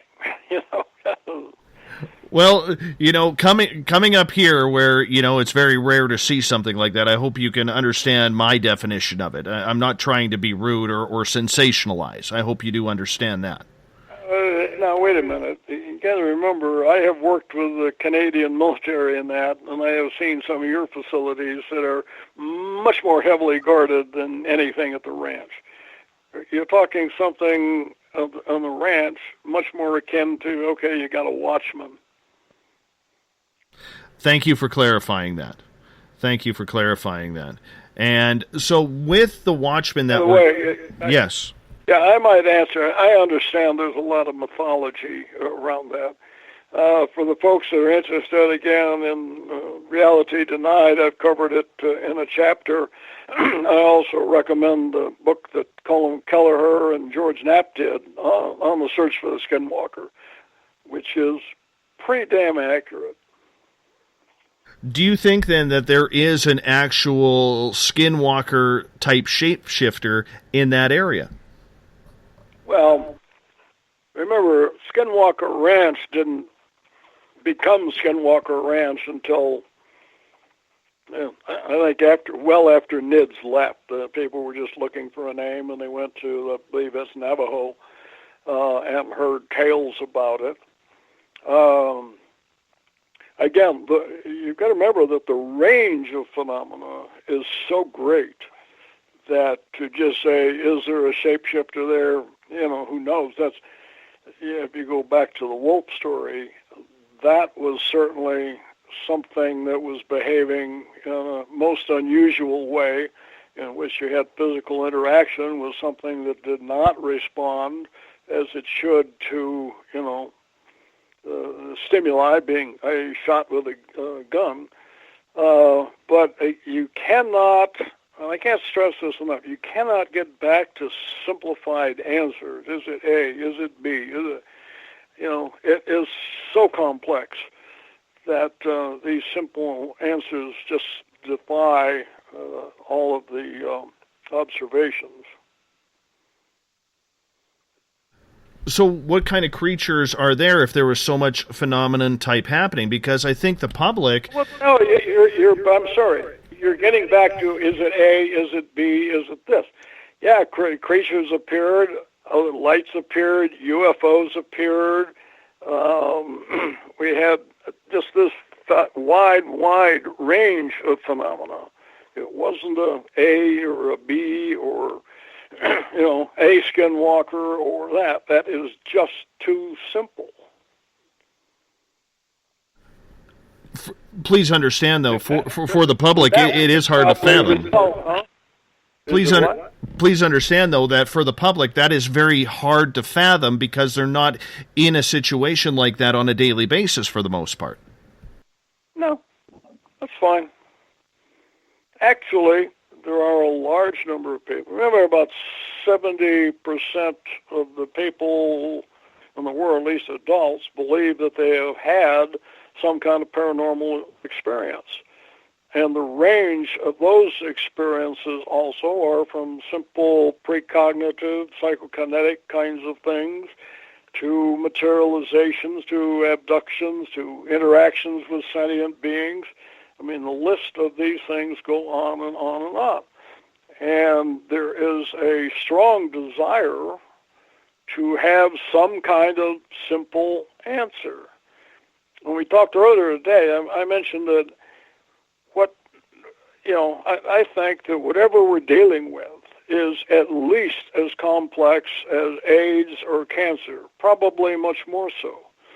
And yet when you get into what kind of research is being done in these areas, it's minuscule. I mean, my best guess was total in the world in psi phenomena is maybe $10 million.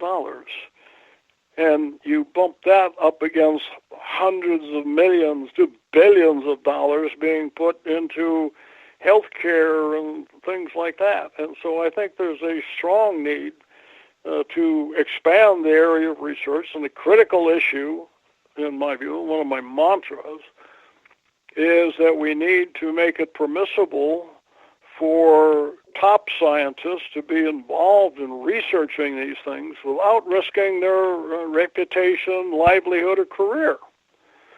And right now, being associated with research in any of these areas is not what we call career enhancing. This is very intriguing because, I mean, for this show, Dr. Alexander, this is the first time we've had someone in depth from the inside actually look into or open up about the Skinwalker Ranch on this show. We've only done this topic one other time in our 3-year history of broadcasting here. So I do apologize if some of the questions seem very simplified and because it's questions that you've probably been hit on many a times over the years on the show.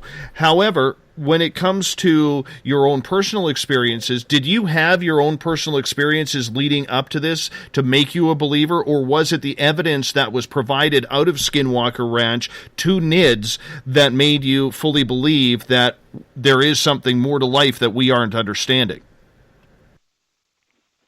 I don't understand the question. Remember, I came to NIDS with a considerable background in the range of various phenomena, things that had happened. This, by the way, is the whole purpose of the book of Reality Denied, because every chapter addresses different sets of phenomena, all of which I have had personal encounters with. NIDS was, that's after I had retired the second time. So, because I had been involved. Remember, my doctorate was headed by Elizabeth Kubler-Ross. She's the one who brought hospice to the United States, and with Raymond Moody had, got the term near-death experiences. And after that, and long before NIDS, I had been on the board of IANS, the International Association for Near-Death Studies, and became the president of that eventually. What we did in the intelligence community, people certainly have heard of remote viewing, and the Stargate program, and I was doing parallel research in psychokinesis, and these events were happening. So, Skinwalker is just certainly an interesting, enlightening episode.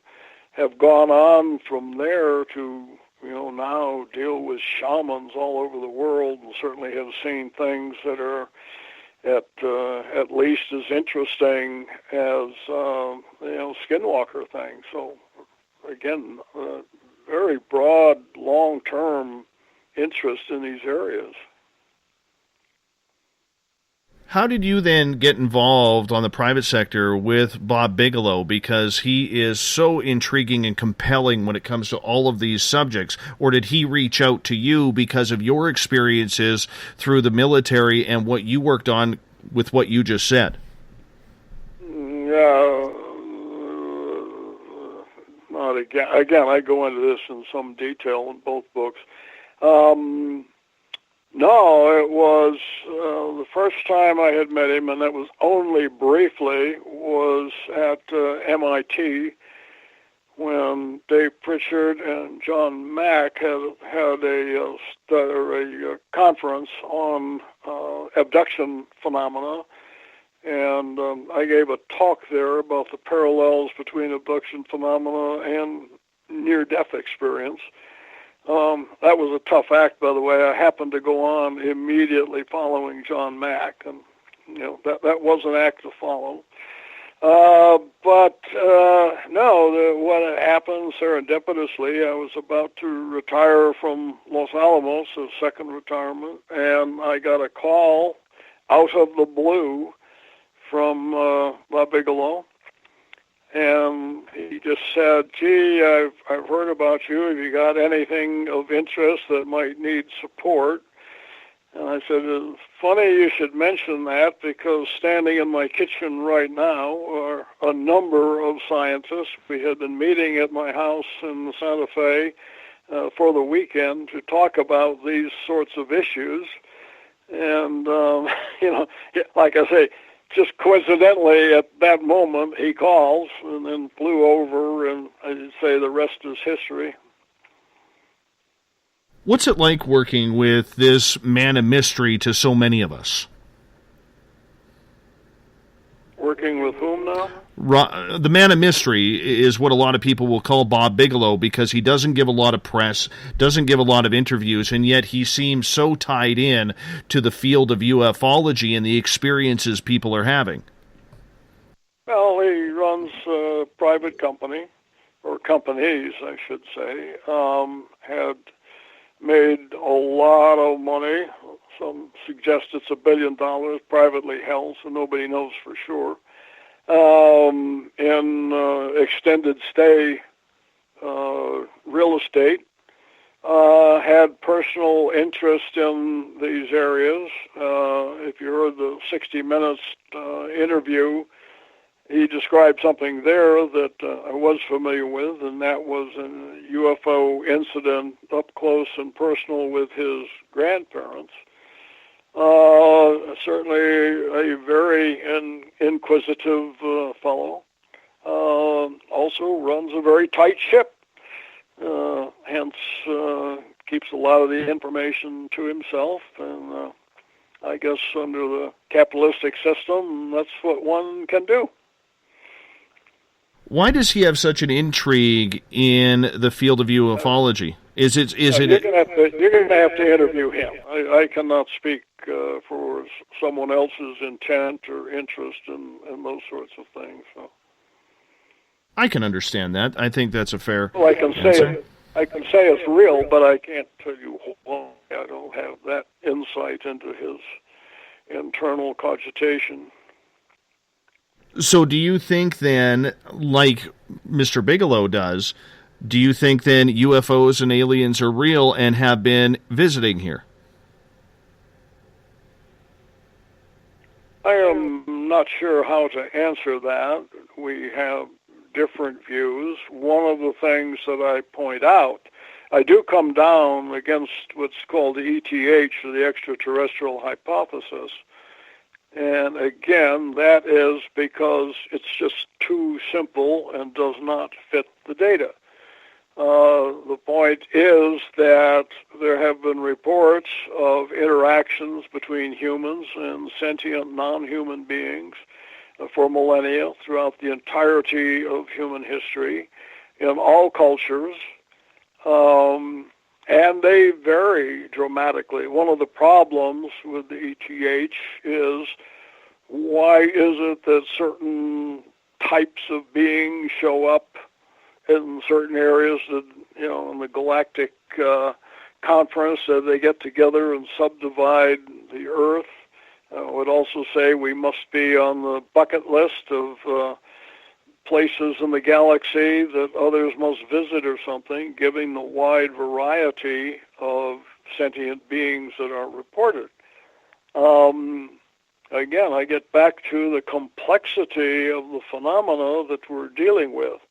And everybody wants a simple answer. Is it fairies, the Mahuni, take your pick of other kinds of beings that, again, have been reported. You can go back to Rip Van Winkle if you wish, and it shows up in all cultures. Not always the same.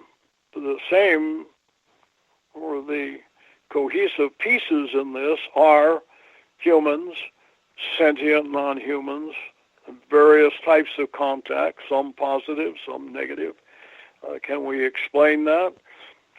And if I can drop back again, this gets back to my mantra. These are terribly complex issues. I think that we need to engage the best scientific minds involved in this. But the problem is they understand that any association with it creates a stigma which impacts, the other research in the straight world and puts them at a severe disadvantage.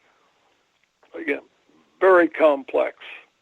Ain't little green guys or gray guys from Zeta Reticuli, in my view. Well, what about the humanoids? I'll throw that out there as a sarcastic question for you. That's what we were just talking about. Oh, I know. And the problem is that you have this wide variety from humans and Nordics and Greys and reptilians and, take your pick. That, I think, is a piece of the complexity. It ain't that simple. It's not, again, I use Zeta Reticuli just as we know it's one of the closest areas, and if they transited space, it would, come from there. Does not answer the questions. And again, every culture throughout millennia.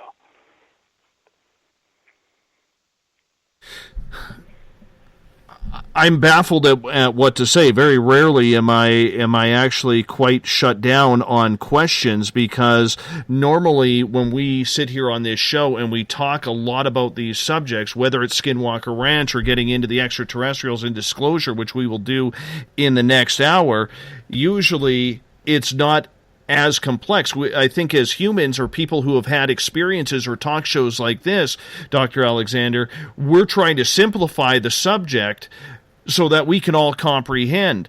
And by the sounds of what you're telling us tonight, it's not that simple as just black and white. That's certainly true. But it's, would you ask your average listener to go out and do neurosurgery? Just as a degree of complexity.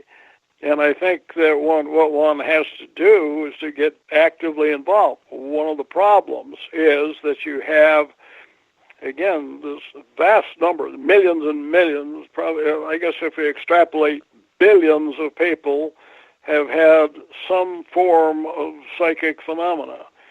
And from that, those who are interested, some are interested and some just don't want to know anymore, but those who get interested tend to isolate their interests into some, what I consider to be small aspect of the broader issues.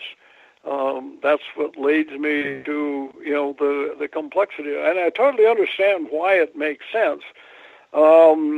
If some ET or some being pops up and looks in, I'm on the second floor here, I see a face in the window. I would really wonder, what is that? And I might focus on that particular aspect. And I think one of the things that differentiates me between many of the other researchers is this notion of looking far more broadly and trying to, cast a wider net and look for the similarity. I would mention that,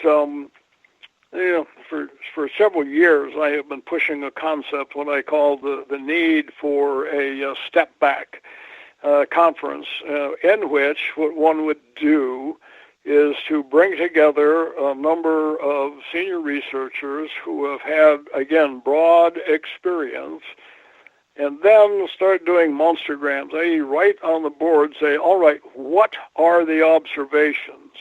Not tell me about a UFO or tell me about a poltergeist or, a ghost or whatever you want to have. Just say, what do you observe, and write down and post in there the observations without value being attributed. By value, I mean assigning a name to it, or because of the stovepipe and thing. And then what I think you need to do is to step back, hence the name of the thing, and look at it and say, okay, what does macro pattern analysis tell us about this range of phenomena? My bet is, or best guess, is that this is where you're going to find that human consciousness, if not other consciousness as well, are going to be, emergent as the common factor that transcends all of these issues. The problem that has emerged, even in the research areas, is stovepiping. You take a research topic. Let me give you a near-death experience, because I'm vitally familiar with it. We thought that a near-death experience was something that happened in a discrete period of time that was probably very short. We've learned that they go longer. What we did not anticipate is that, oh, by the way, after recovering from this, people would have other experiences, precognition, psychokinesis, etc., etc. We did not expect that there would be multiple kinds of things. Information could be derived during these things. We also learned, as president, I used to answer a lot of the letters, and people would say, I wasn't close to death, but, and they would go in and describe characteristics that sounded very much like a near-death experience. So clearly there was something else. But the researchers, the first thing you do is you start delineating, and that, in my view, is the key mistake. When you were involved with the Skinwalker during Bigelow's and Nid's ownership of the ranch, were you able to crack some of these lifelong questions that people have? Were you able to find the solutions that we needed as a public or as a society who are experiencing near-death or alien contact or poltergeist activity? Short answer is no. And again, let me go back to UFOs, myth, conspiracy, and reality. The last paragraph, not only was it more complex than we could imagine, I also note in there that I don't think we're at the point of even asking the right questions, much less trying to get simplified answers. The next question is going to be, what are the right questions? And the answer to that is, I don't know. But I think it would take a lot of studying and, again, doing the macro pattern analysis from which we can derive the direction in which the research should go. Were we any closer to finding out the puzzle piece, or to putting this puzzle together, though? Did we learn more than what we had before just from listening to people's personal experiences and studying those? Short answer is no. Again, you get back to this precognitive sentient phenomena. There was something, super consciousness or spirit world or whatever, that was totally in control. It was allowing us access to observations of some incidents. Again, we're back to, we're not even at the juncture of asking or knowing what the right questions are to ask. It's kind of like steering a waterfall or a hurricane or something like that. It's just, it's an avalanche. It has various aspects to it. And again, if you're a skier and you have an avalanche, the only thing you can do is try to skier and you're trying to save your life. You don't go in and say, where the hell did all this snow come from, or how did it, start coming down the cliff or whatever. And I think that's where we are in the consciousness thing. It's kind of interesting. These various pieces appear. But again, what is lacking is getting best and brightest scientists to even be allowed to search these areas. That was what I think is needed. By the way, I will throw in, I fully understand why public in general would be interested in their little piece of the puzzle. Makes perfect sense from that perspective, but I don't think it's going to get us to this broader understanding. And one of the things we may want to talk to is the concept of spirit world, because that transcends much of the experiences that I've had around the world. I have a question coming in from Twitter for you, Dr. Alexander. This is from a fellow Canadian, Muji Boy. He's saying, do you believe there is something otherworldly happening on the ranch, or is it more psychological in nature? I'm sorry, but you're fading dramatically. I hope that's not my phone. Go ahead. All right. Try it again. Can you hear me okay now? Yes. Okay, so this question is from one of our listeners on Twitter at #SpacedOutRadio. Muji Boy is asking, do you believe, Dr. Alexander, there is something otherworldly happening on the ranch, or is it more psychological in nature? It ain't psychological. It is far broader, and forget the ranch. The ranch is just one tiny geographic area in a global issue. And on that note, Dr. Alexander, I'm going to get you to hold on here for a couple of minutes because we are going to hop out for our final break of the night on Spaced Out Radio. Dr. John B. Alexander is our guest tonight. His book, where you can pick up at any major bookstore or online, is called Reality Denied. First-hand experiences with things that can't happen, but did. Intriguing title nonetheless. The foreword by Uri Geller. I highly suggest you check out this book. His website, johnbalexander.com. And we're going to get more into disclosure, UFOs, the U.S. government. What does this all mean for the public? We got a real expert on the phone tonight. We want to get as many questions as we can, as he is going to go for the final hour of the show tonight. Dr. John B. Alexander with us. You're listening to Spaced Out Radio. I am your host, Dave Scott. We'll be back with more right after this. Looking for a place to advertise at a very reasonable cost? Look no further than Spaced Out Radio. SpacedOutRadio.com has an advertising tab that you can click to check out our daily, weekly, and monthly packages to play on the radio, or our website including social media. From commercial spots to banners, we have it all. Check out our competitive pricing today.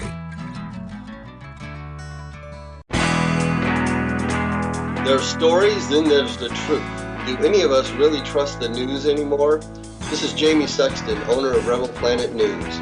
The third Thursday of every month, I appear on SpacedOutRadio.com to bring you the truth you deserve, without mainstream media lies or alternative media fear-mongering. We'll get to the heart of the story and deliver the truth you are seeking.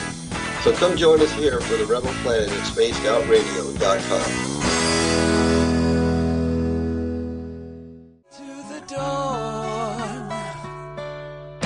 We are lighting the void on Saturday nights on Spaced Out Radio. Hey, this is Joe Roop, and I'm hanging out in SOR headquarters every Saturday night, bringing you the latest news when it comes to the weird and strange. Bigfoot, occult, UFOs, ghosts, and everything in between, I got you covered. You can tune in to SpacedOutRadio.com starting at 9 p.m. Pacific, midnight Eastern Time. Come travel into the void with us on Spaced Out Saturdays. Not ready for bed on Saturday night? Right after Spaced Out Saturdays, hop on over to S4 with Corey Ruiz and me, Eric Cooper from Forest Moon Paranormal. With S4, there are no limits to what we try and uncover. From government conspiracies to helping clean up the paranormal, no topic is safe on S4. We get to the heart of the matter, of the subjects you want to learn more about. So tune in on S4 starting at midnight Pacific, 3 a.m. Eastern, only on SpacedOutRadio.com. Visit purpleplates.com today. For over 40 years, the Purple Energy Plates have been delivering amazing results for their many customers. Inspired by the great genius Nikola Tesla, the harmony, healing, and energetic effects of the plates have proven over and over to be beneficial and often miraculous to thousands of customers. Check their site for daily specials and choose from their many energy products. You won't be sorry. Visit them today at purpleplates.com. Hi there. I'm Butch Witkowski, lead investigator with U4Cop. On the final Monday of every month, you can listen to me and host Dave Scott on Spaced Out Radio's Strange Days. We're going to get to the heart of the matter when it comes to what's happening out there. People are seeing and experiencing things from ET contact to Bigfoot, and I want to hear about it. Your experiences are what we investigators need to help solve these unknown mysteries. So tune in at spacedoutradio.com to the final Monday of every month from Butch Witkowski's Strange Days. This is Eric Markham, news editor for the Spaced Out Radio's The Encounter Online. We have put together a great team of writers and journalists from all over the world to bring you top-quality paranormal stories. From alien encounters to the latest conspiracies, you won't find any of that fake news here. True stories and top-notch reporting as we look to bring these experiences to the mainstream. The Encounter Online, only at spacedoutradio.com. Do you want to know the truth? Do UFOs exist? Are aliens real? Are the governments hiding the biggest secret in history? We're UFO seekers, and we're on a hunt for the truth. Subscribe to our YouTube channel and follow along with us as we journey across the United States, visiting UFO hotspots and alien hotspots, trying to document the UFO phenomenon. Catch us on Spaced Out Radio every third Monday of the month as we discuss Area 51, UFOs, and more. And also, don't forget to subscribe to us on YouTube. Become more intimate and interactive with Spaced Out Radio. Join our Space Travelers Club with your new membership. For $5 a month, we'll provide you with special access to the website, monthly prize draws from books to psychic readings, along with monthly newsletter, private interviews, and more. Sign up today to be part of Spaced Out Radio's experience. Don't have time to listen to Spaced Out Radio live? Wherever you are, the car, the office, the shower, or even if you're traveling, we're right here for you. Each Spaced Out Radio show can be found on iTunes, TuneIn, and on our YouTube channel, Spaced Out Radio Show. It's the perfect way for you to catch up on our shows. For more information, just head over to our website, spacedoutradio.com, and tune in to us today. There's a lot of strange going on in this world, and we can help you find out what's going on with you. Paranormal, cryptids, UFOs in the sky, aliens in your bedroom tickling your toes. We have the investigators you need to find out the answers you deserve. All you have to do is head to spacedoutradio.com. Your information is 100% confidential. The SOR Sightlines Report. It's free, and we're here to help. You hear footsteps in the empty room above you. A rocking chair begins rocking by itself. Don't be afraid of the things that go bump in the night. Reach for Spirit Storybox, the iPhone app the Huffington Post UK called the only ghost hunting app you will ever need. Spirit Storybox. The spirits are telling their stories. It's Cosmic Sundays with me, Elizabeth Anglin, in Cosmic Passport. Let me take you down a 3-hour spiritual journey where we will get into everything from ET contact to Psychic Sundays. It's a journey of listening and learning together with some of the best professionals in their fields. You can tune in to Cosmic Passport at spacedoutradio.com every Sunday starting at 9 p.m. Pacific, midnight Eastern.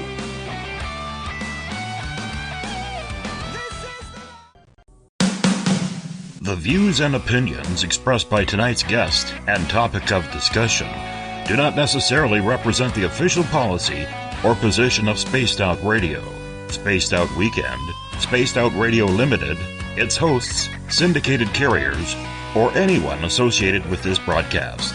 You're listening to Spaced Out Radio with Dave Scott. Follow Dave on Twitter at Spaced Out Radio and hashtag Spaced Out Radio. And on Facebook, Spaced Out Radio Show. Now, back to the program. Welcome back to the third and final hour of Spaced Out Radio. Tonight, I am your host, Dave Scott. Good to have you with us. Tomorrow night on the program, we step into the paranormal. We're going to head to Kansas. We're going to talk to Lance Eberhardt and the hauntings his family has had around their ranch around Kansas City. I hope you join us at 9 p.m. Pacific, midnight Eastern Time at spacedoutradio.com. We say hello to everyone listening in on WQEE 99 Rock the Key down in Noonan, Georgia, home of the Walking Dead. We are live as well on the United Public Radio Network, 107.7 FM in New Orleans and over 160 countries around the world. We are also live on the Fringe FM, Renegade Talk Radio out of Vegas. And if you're listening in on Revolution Radio, remember the Double R Machine is a donation station financed by you, the valued listener. Head on over to freedomslips.com and donate today. Bill Cardwell has set the password for tonight in the SOR Space Travelers Club. Teleestasia is your password. Be sure to use it wisely, Space Travelers, as Bill sets a password each and every night right here on the mighty SOR. Now, if you want to follow us on social media, we're on Twitter at Spaced Out Radio. Give our Facebook page a like, Spaced Out Radio Show. On Instagram, Dave Scott, SOR. Our YouTube channel, real simple to find our archives. We're at youtube.com/Spaced Out Radio. We are also on iHeartRadio in the United States, TalkStream Live. Tune us in on TuneIn. Download and subscribe to our shows on iTunes. Our website is spacedoutradio.com, where you can read up on the encounter online for all your strange and weird news. You can also watch some great videos from UFO Seekers, Contact TV, rock out to some Bumblefoot, shop at our Spaced Out Radio store, and so much more at spacedoutradio.com.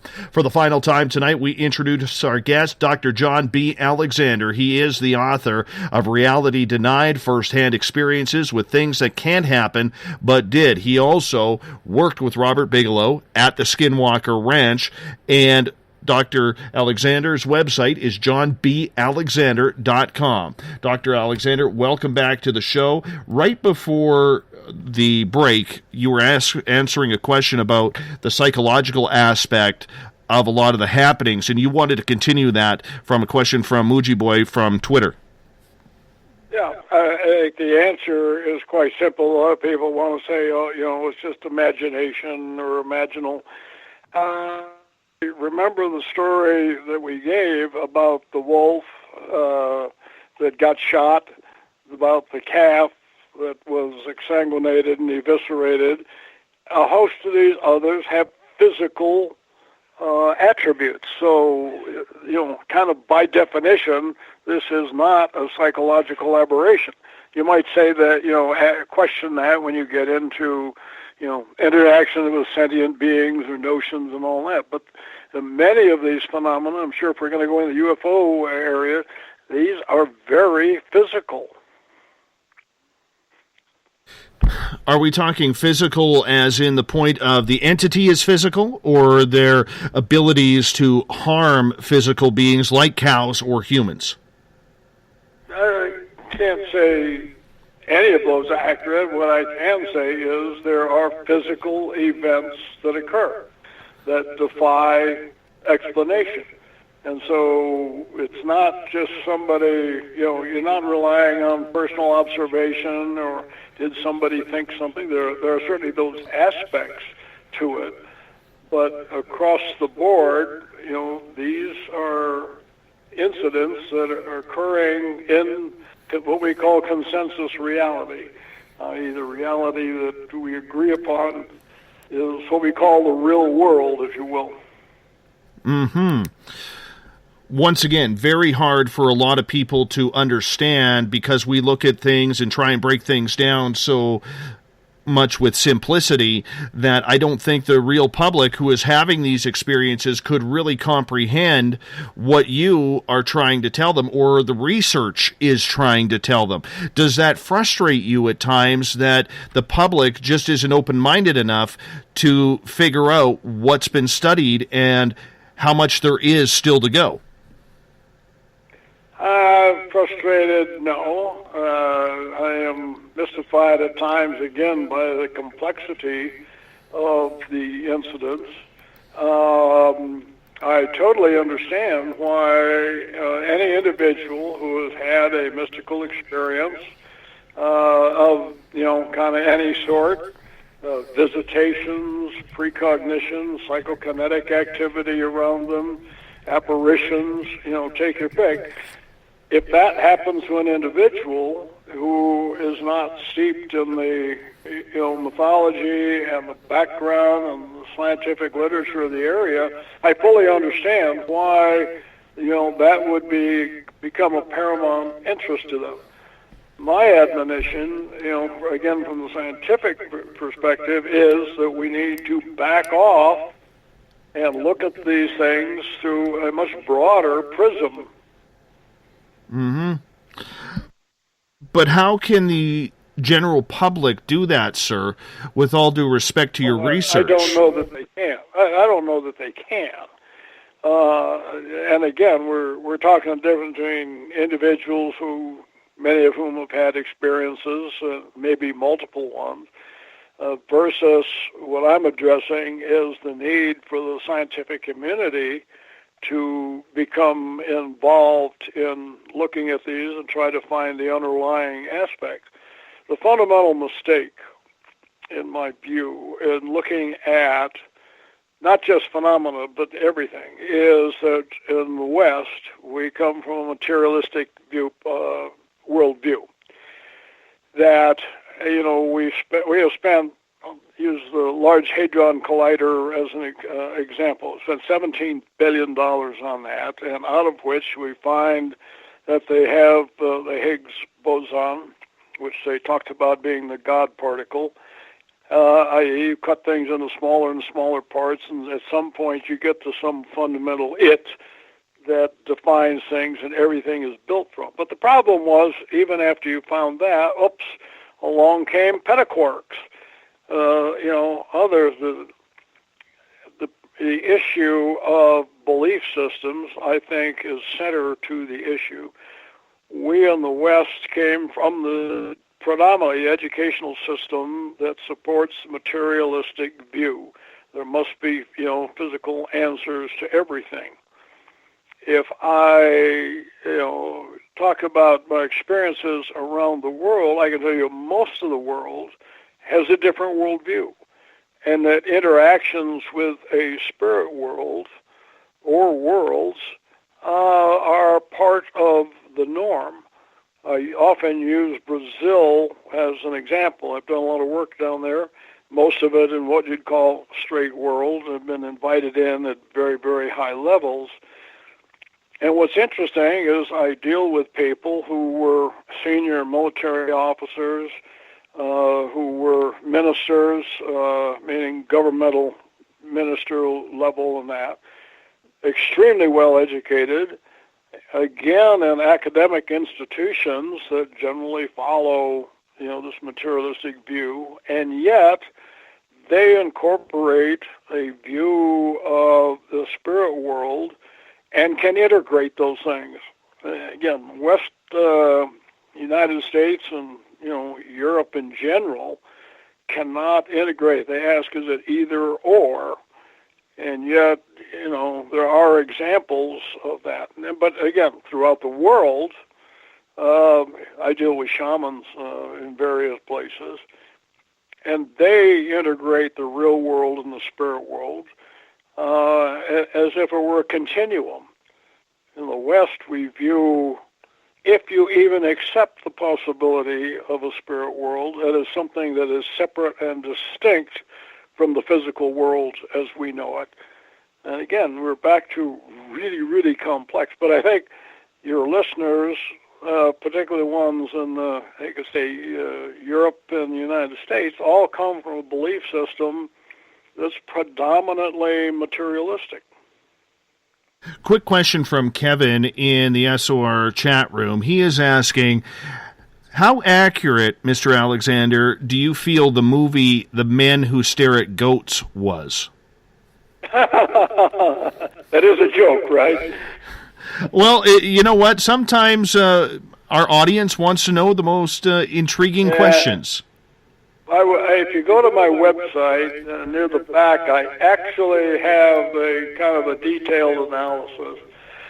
My point is, if you get the book, it came from a book by the same name, and who we are in the book is clear and unmistakable. They use the real names. And what I usually say is Ronson, as the author, took, say, 5% truth, wrote 100%, and then they made the movie. So that's why I have to laugh when they say, how accurate is it? I will say goats did die, but none of them died from being stared at. Mm-hmm. I want to switch gears here, Dr. Alexander, and get into something that is close to the hearts of a lot of people right now in this field, and that goes back to the New York Times article in early December stating that disclosure is here and that the United States government has been investigating, at least through 2007 and 2012, investigating and investing in UFO research and phenomena. Were you surprised to see this come out, or did you know or expect that it was coming out? First of all, I do not agree that the issue was disclosure. As I've said to everybody who will listen, as far as disclosure or the reality of UFOs, this goes back to at least 1947. And contrary to popular belief, the government has never said UFOs are not real. That's a myth that has grown up, and I've seen that in many, many articles. The problem from a UFO community standpoint is they refuse to take yes for an answer. They keep saying, when is it going to be disclosed? They have told you time and time and time again, up to and including presidents. I have in my briefings, I've got a list of senior leaders around the world, all of whom have said this is real. And the response from the UFO community is, when are you going to tell us it's real? So it is. I also think I have been referring people recently to Chapter 5 of UFOs, Myths, Conspiracies, and Realities. And that chapter deals with how the government works. I know you're Canadian. Your former Minister of Defense can drive me to distraction. I totally disagree with his analysis on it, Paul Hellyer, of course. But most Americans do not have the foggiest idea of how the government really works. And my point here is, I say the government was studying this. Now, what happened is you had a tiny element of people who were fortunate to get funded and were able to do a bit of research. Now, I point out, I did the same thing 30 years ago. And hence, by the way, the UFO book really discusses this in some detail, where Lou was more successful than I was as he got funded. But I had put together a group that was comprised of members of every service, from the intelligence community, and from senior aerospace scientists, looking exactly at the same issues. I want to point out that the things that they describe as happening, if you go to the Nimitz affair, which I'm sure you're familiar with, that was the focal point of that particular research, the things that were observed have been actually noted for at least 70 years, again, if not millennia.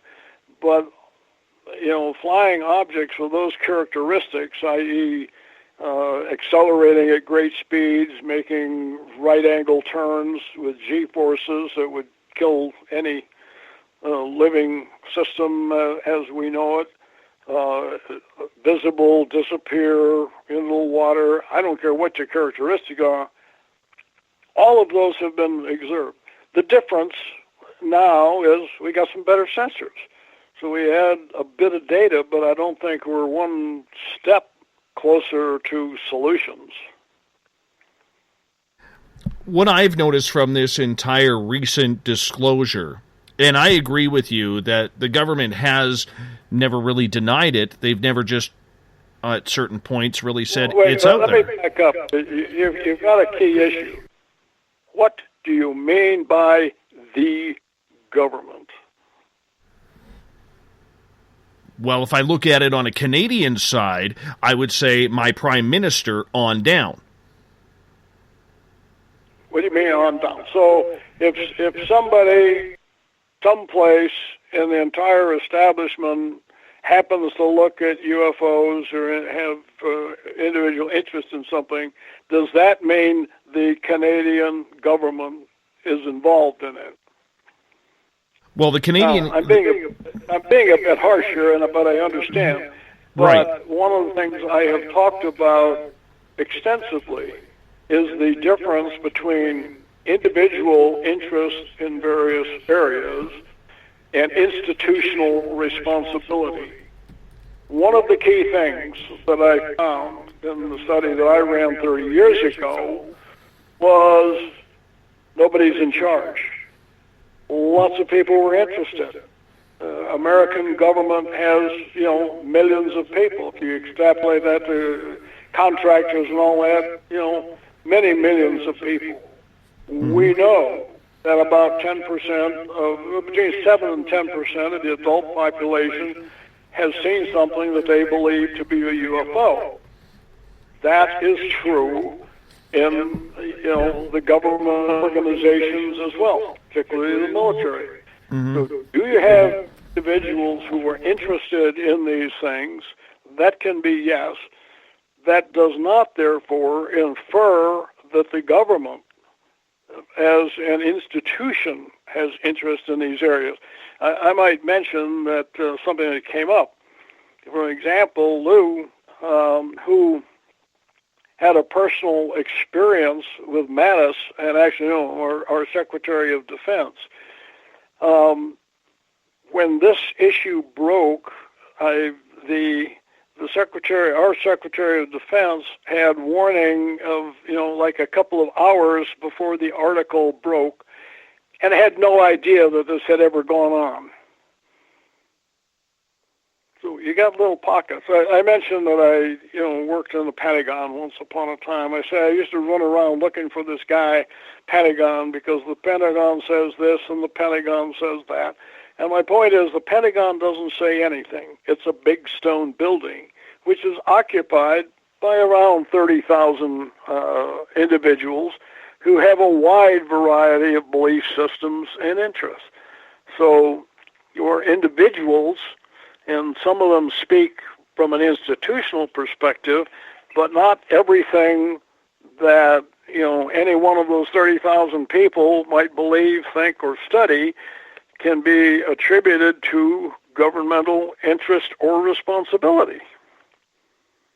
If I can just back up on what you just said momentarily about the Secretary of Defense of the United States finding out 2 hours before the New York Times article was going to come out, when you said that he didn't know about it, do you mean the article or UFOs in general? He wasn't briefed on it. He did not know that the study had ever occurred. I did the numbers on this. When it was active, it was 0.01% of the DOD budget, i.e. minuscule. And there are dozens of projects that go on at the secretary level. There's no way in hell you could know about everything that's going on at this granularity. So it should be no surprise. Again, this is the difference between institutional interest, i.e. somebody like the Secretary of Defense said, I want you to go study this sort of thing, versus an individual, which this was, who was interested, and I was. Like I said, I did the same thing, putting the pieces together. Nobody told me to do it. In fact, I had held several meetings before I went. My boss happened to be a three-star general, and I went in to see him, and I said, sir, there's something I think you ought to know, just in case it leaked. I didn't want them to hear it first in the Washington Post. But again, these things start from the bottom up. That does not infer that, again, there was institutional interest in what I was doing, nor in this project. This is something he was fortunate in being able to get somebody to fund it. And I thought that was a pretty good lick. Does the president, say someone who is as quirky as Donald Trump, buy into the whole UFO phenomena when he is, introduced to what is known when he takes president? Why would he be introduced? Are presidents not introduced to the UFO phenomena? Nobody cares. This is so far below the level of caring for most people, unless they have individual interest or responsibility. You've got to remember, Reagan, on the other hand, had a couple of personal experiences. Again, that did not translate into, institutional responsibility or to go out and study these things. Jimmy Carter, who actually had reported seeing a UFO, when he got in office, sent a memo out to the, I forget which particular office, I think it was OSTP, the scientific office, or Office of Scientific Policy, and said, I want to know about this. And they basically told him to pack sand, a colloquialism for, we ain't going to be bothered, even though the president asked. So this is, just on a civil level, because, many of us don't know. This is way above even the president's top clearance. And nobody, they don't care. The world is burning. To try to convince somebody that this is a front burner issue just is a non-starter. I understand from a civilian perspective that, they don't understand this, but this again gets back to the need to understand how the government works, what the complexities are of the things that are biting the president, today, tomorrow, the next day. UFOs just don't make the cut. But if it affects mankind, where, let's say, an alien species wants to come down and introduce themselves to us publicly, would that not be the responsibility of the United States president to take the first step in that introduction? You have stepped into my trap, I say. No, one of the things I point out is, I know the movies always have them coming to the White House and all that, and I point out, we are 4% of the population of the world, a tiny portion of the global matter. Why is it, except through egocentrism, that we think that E.T., who has come here a gazillion times, is going to pick the White House as the place to land? It's great fodder for Hollywood, but it just, that is one of the pieces that defies logic. But understand, that's what the public wants, because that's what they understand, and they're only being told this story in snippets and from what Hollywood says in their make-believe movies. But remember, Hollywood is located in the U.S., and unfortunately, again, terribly egocentric, and unfortunately, we don't play well with others, and particularly with what you mentioned, the current administration having abdicated our international responsibilities. I can understand why Hollywood would do that. It's very popular, but again, it defies common sense, and when you get down to it. So if no one cares, and I'm going to use your words here if I'm understanding it right, why come out with the video? Why start the To the Stars campaign that Tom DeLonge and Lewis... Very, very different. Those are very different issues.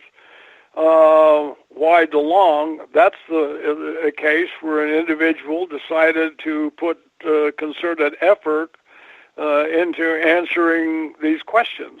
Again, totally civilian effort, so that makes sense. He has the money and the resources to pursue it, so did. Again, these are interesting phenomena. I don't think they rise to the level of where the government necessarily is or should be involved. In fact, I argue against the secrecy issue. I think it has been a tremendous burden for a lot of issues or reasons. And also, there's no way in hell that we are going to be able to solve this issue at a governmental level. The only thing that government, I think, brings to the table today is that we got some better sensors than are available in the civilian sector. But remember, these incidents happen to civilians and military and kind of everybody alike. So there's no reason to think that that we ought to be keeping it. This gets back to the mantra issue of why we need a much broader approach to solve these problems. I think we need to engage rather than keeping it secret, and I think we ought to be engaging the civilian sector across the board and saying, here's what we know. Now, to be fair, one of the key issues in classification has to do with what we call sources and methods, and the point there being that what we probably do not want to disclose is just how good the sensors really are. You don't want to. There's a lot of mythology.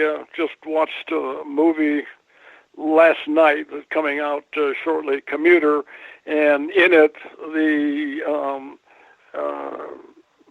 the police have these magic look-through wall capabilities that I think a lot of people think or might wish occur. The reality is they don't exist.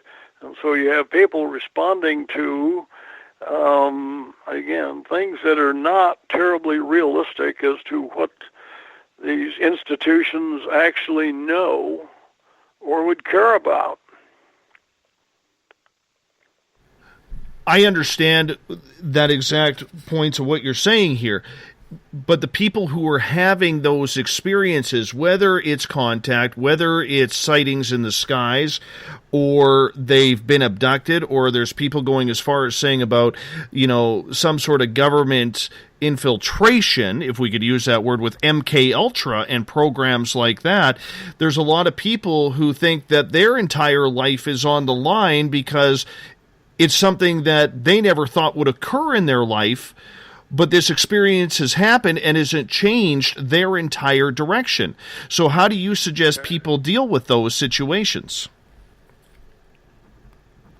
Well, what I usually respond a bit unkindly, I understand, is, run, don't walk, and seek competent psychiatric assistance, because some of these aren't. I understand that some of these events, or I believe, are not all psychiatric in nature, but the point is,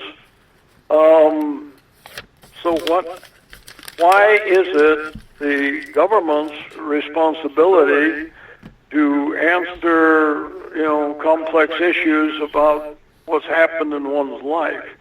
A lot of these have to do with validation of belief system. Again, I get back to the complexity of the issues involved. One of the things that I have looked at is, where do we go? We mentioned before Hadron Collider, spending $17 billion on that.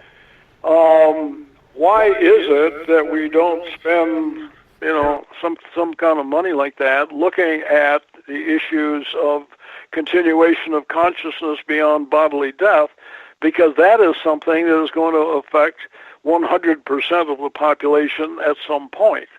And yet we have no expectation, maybe rightfully so, that the government should be spending resources on that. We allocate those to, other agencies, i.e. churches and things of that nature. So why do we have the expectation that the government, this is an appropriate area for the government to be spending resources. I do point out frequently that they say, well, I'll tell you, I took some hits when this article came out, and some of the people who have had exposure to entities, etc., said, why is this a threat that, Lou in his study said, we're studying threats. And my point was, because he worked for the Department of Defense. If you're going to expend resources for the Department of Defense, it has to be in some way related to a defense or a national security issue. So that was the practical way to get money in, and is exactly the approach that I used 30 years ago to couch it in those terms.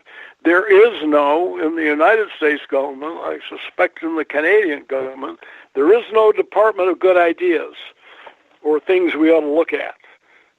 Everything goes to, from an institutional perspective, have responsibilities as shepherds of public resources. You ought to be using those or husbanding them along the lines of what your institutional responsibilities are.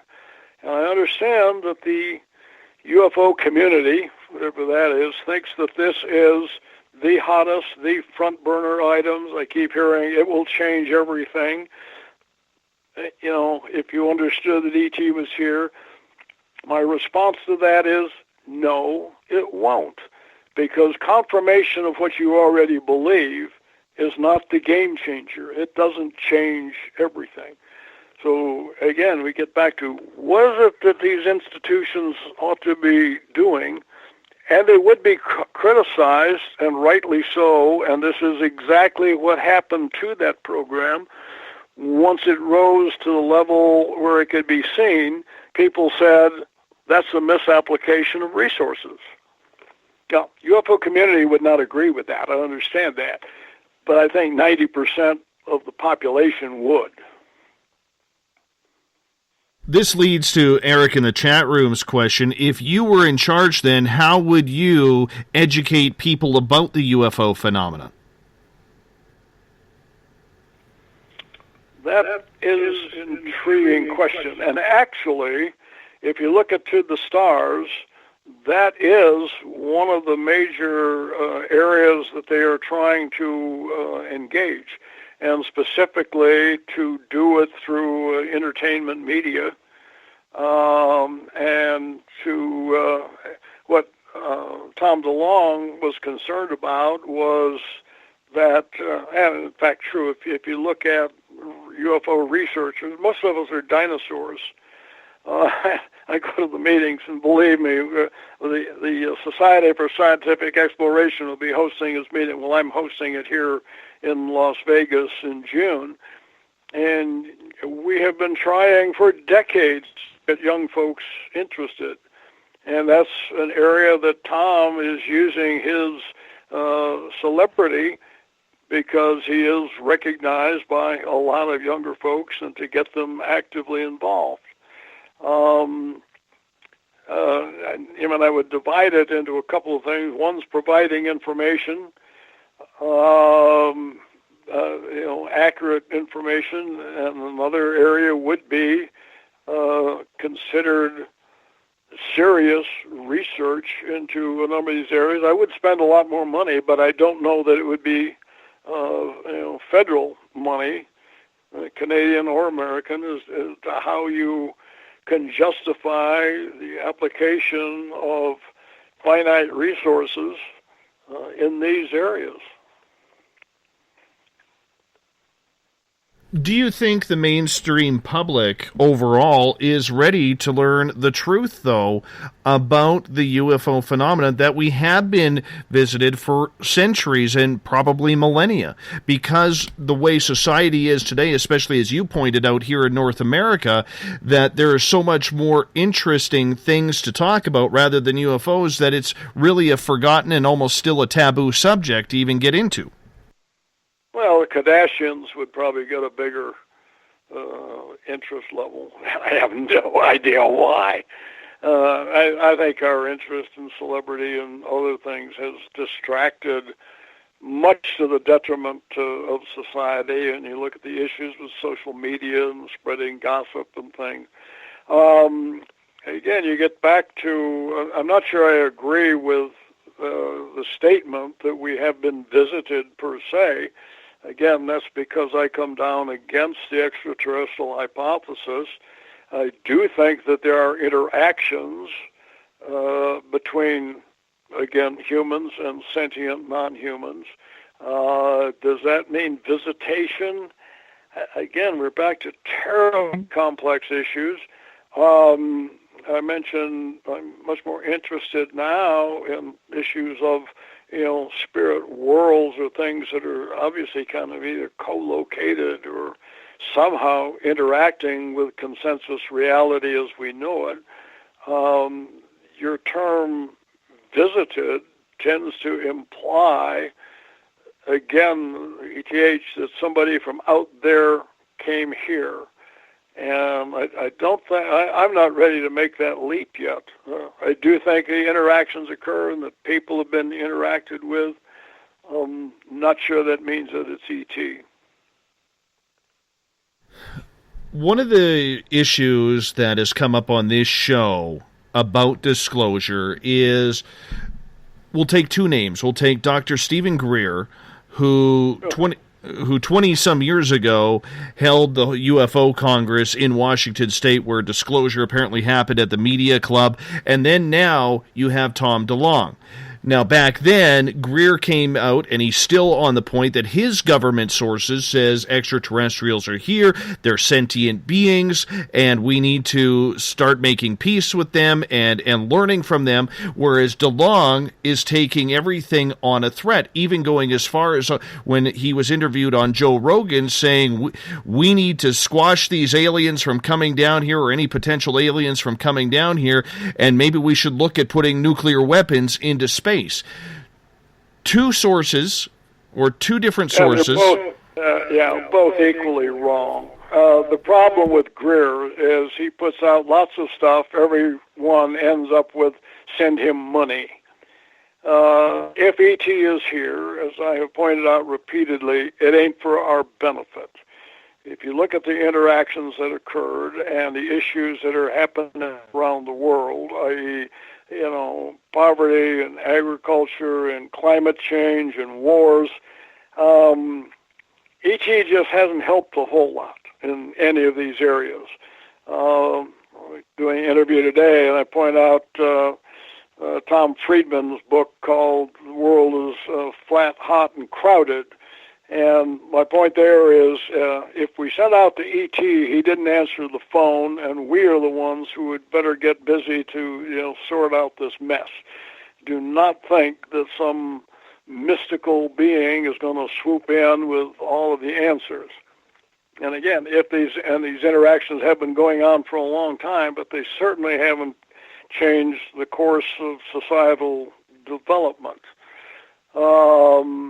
Greer, unfortunately, with his thing, stopped my efforts for congressional hearings, which were en route to happening. I actually wrote the promulgating documents on that, and if you want to see them, again, in the book UFOs, I included them there. And what happened was he came in with the nonsense, and whooping and hollering and screaming at the evil government for covering up things and all that, and the congressional support that we said, we're out of here. We are not going to have our names attached to this. And you got to, one of the things to understand, and this is where the, quote, UFO community breaks with the rest of certainly our country, and I'm guessing theirs. This is not a voting issue. This is not something of vital interest to the vast majority of the population. 70% of the people believe it's real, but most of them, it's a ho-hum item. Yeah, they'll go watch movies or television programs and things of that nature. But when you put this up against jobs, health care, environment, etc., does not make the cut.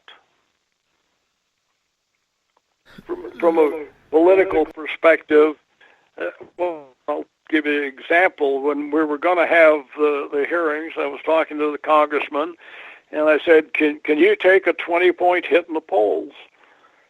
And at that time, he could. My point there is that this is a totally toxic position from a political perspective. And I use my friend, Senator Claiborne Pell, has since died, but the point was that he once stopped by a MUFON meeting that was in the Washington area.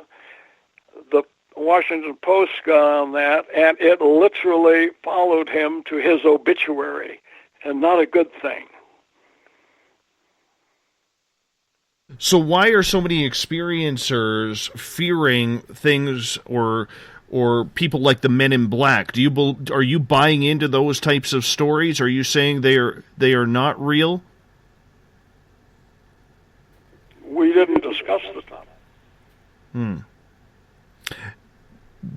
Do you know about Men in Black? Whether it's real or not, I don't know. There's certainly a lot of things. I don't believe that they're government agents, but that's the question. The whole MyLab thing, I'm going to bring that up, I think is just total nonsense, and demonstrably so, but, it is one. I'll give an example. I was at a conference once on the West Coast, and some woman came up whom I've never seen before, have no idea who she is, and screaming about being investigated, and said, "I saw you on the UFO." I tell you, I wasn't there, but people get definitely emotionally involved in these topics.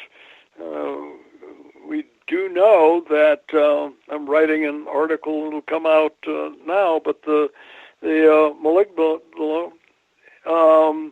when you hit an emotional topic like that, suffers a break from the cerebral cortex, meaning you physically lose the ability to think rationally. I mean, that's pretty heavy for someone to accuse anyone, and I'll use you as an example because you just brought it up, of saying that I was going through this whole MyLab experiment. I mean, that sounds like Dorothy right out of The Wizard of Oz, and you were there, and you were there. You know what I'm saying? Like, I've never experienced that. I don't know if it actually happens, but on the flip side, how does someone put your face into a UFO if you've never been on one? I have no idea. I just use that as an example because it really happened. But it also points out that when you get into these areas, you literally lose the ability to think rationally. I mean, that's a physical thing. So what you're saying is a lot of people who are having these experiences have worked themselves up so much about it that they're looking at the entire happenstance irrationally. Oh, yes. No, some of these things, I have heard some tales from very credible people that are very, very remarkable. So I'm not saying the events don't happen.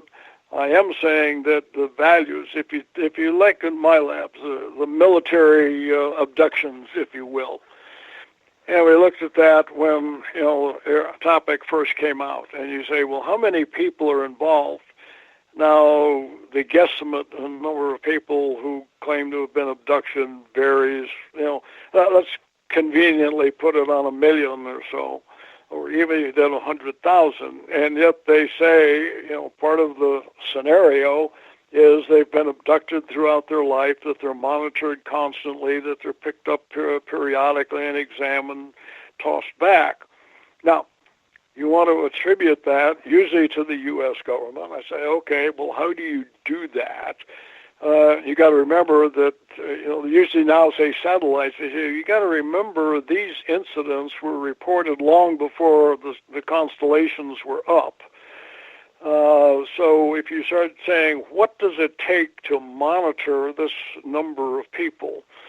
By the way, to do a 24/7, you need at least 5 for every one, and that's just to do the observation. That doesn't count, research, observation, all that. So you start extrapolating that, and you get to forces that are bigger than the entire Department of Defense.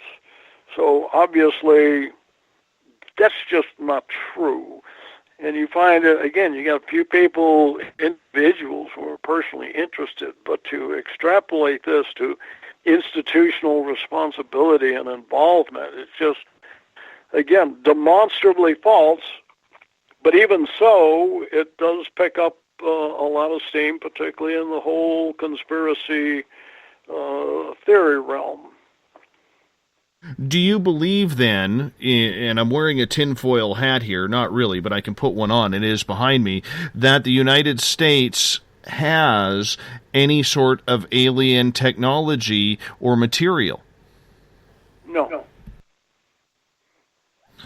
Because in that I do know that people have talked about it. My position on Roswell is that the event happened, but it was ours.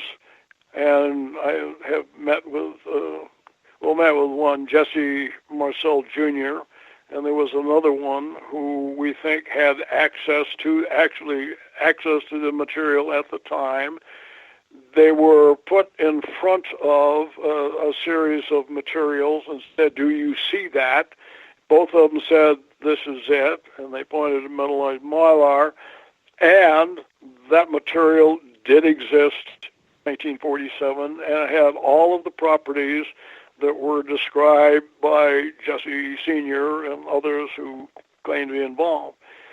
Material deformation, flame resistant, etc., etc. That stuff was real then, so I don't think it is. I've seen with some interest, some of these materials that they claim the research has been done on. I have not seen the actual research on it. But what I can say, I think unequivocally, is nothing like reverse engineering. We have been at war since 2001 consistently. Usually during periods of conflict, you're going to see advances in technology. You have seen that in areas of prosthetics and some sensor systems to find IEDs. The biggest advance you've seen in aviation is the F-35, and that certainly does not have any, dramatically advanced propulsion capability or any of those things. So you just, we've been in conflict. The latest numbers I saw, I thought it was around 3 trillion. I saw some folks that attributed the war on terror to now be at $8 trillion, or it will eventually get there. And yet, no big leaps in technology, which lends me to believe, nope, you don't have, or have not, certainly, if you had access to it, you have not been able to make any advances. There's a lot of people who believe, though, if you go by what Ben Rich said in 1992, that we're 50 to 80 years ahead in any technology than what we are showing today. Would that be a fair statement from Lockheed Skunk Works, former president? No. You got to remember, most of that's, I believe, nonsense personally. I knew Ben Rich. We met and talked about these topics on several occasions. He had a shopping list. And I'm very familiar with the oft-quoted statement about taking E.T. home. I don't believe that. What I do know, my last job in the military was Director of Advanced System Concept for the Army Laboratory Command, i.e. working with very far advanced, we call basic science. The lag time between breadboard, brass board type thing till you see it operational is about 15 to 20 years. We have had that during this current conflict. You do not see any big leaps. Getting back to when I asked you about alien technology, if the U.S. government has it, in the New York Times article, Bob Bigelow was quoted as saying, or people were saying in that article, that Bob Bigelow at Bigelow Aerospace in Las Vegas does have some sort of extraterrestrial type material in that building that they are studying. That's a big leap. I think it's safe to say they have some unusual material to, again, define it as alien. I think unless they know something I don't, I mean, I have not seen it. I saw the same articles. I think my guess is that people are making some pretty big leaps. And again, it has not been transitioned to anything useful, obviously.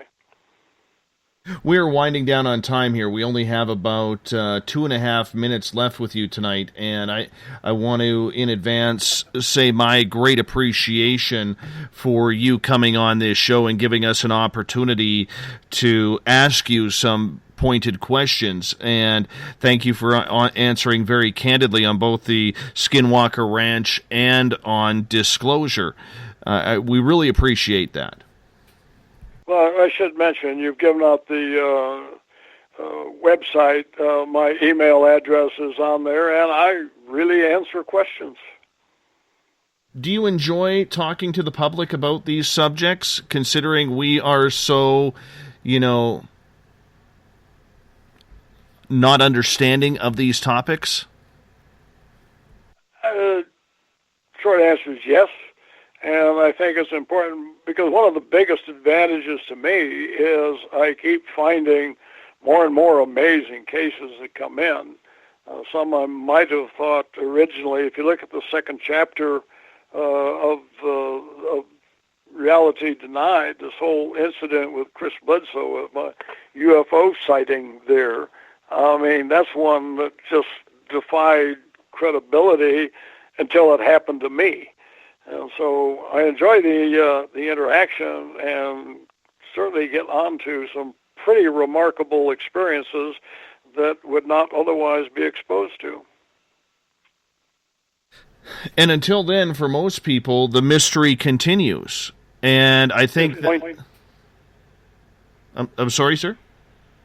As I was going to... When I sign books, I often put, welcome to the exploration eternal.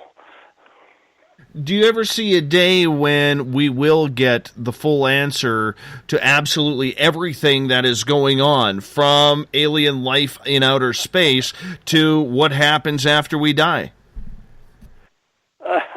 Well, what we're hoping is that after you die, you do get to experience that. That opens up an area I couldn't begin to answer in the length of time.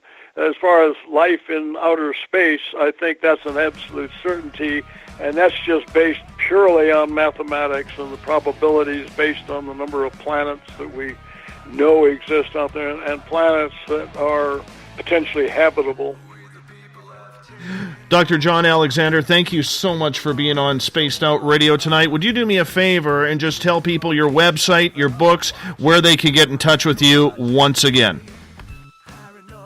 The easiest way is just to Google my name, John B. Alexander. Happens to be the same for the thing. And the most recent book is Reality Denied, my first-hand experiences with things that can't happen but did. It's quite a challenge to science and our conventional scientific community. We really appreciate you taking the time. Doc, if you can hold on for a moment, I'm just going to be wrapping up this show. I want to say thank you to Dr. John Alexander coming on for hours 2 and 3, and to Eric who called in during open lines in hour number 1. Tomorrow night on the program, Lance Eberhard is going to be here. We're going over to his haunted ranch to find out the weird and strange happenings around there. He's been on TV a couple of times on those ghost shows. We're going to find out firsthand tomorrow night, 9 p.m. Pacific, midnight Eastern Time at spacedoutradio.com. I want to say a big thank you once again to John Alexander, Dr. John Alexander. Go to johnbalexander.com where you can find his book, Reality Denied, First-Hand Experiences with Things That Can't Happen But Did. Remember what he said. Check out Chapter 5. That is the most important one in that entire book. Want to say thank you to everyone who has donated so far to our GoFundMe account, gofundme.com/We Own the Night. We're trying to build a brand new studio here. With your help, we could get it done very, very quick. GoFundMe.com/We Own the Night. Very much appreciate everybody listening at home, listening in their cars, at work, following us on Twitter at #SpacedOutRadio, on Periscope. For the first time tonight, I hope it went well. In Spreaker and the Old Guard and the SOR Space Travelers on Facebook. Thank you for doing everything you do, being a part of this show, because together, my friends, we own the night. I'll talk to you in 21 hours from now. Mr. Bumblefoot, we need a favor. We need you to take us home. Have a good night. Bye-bye.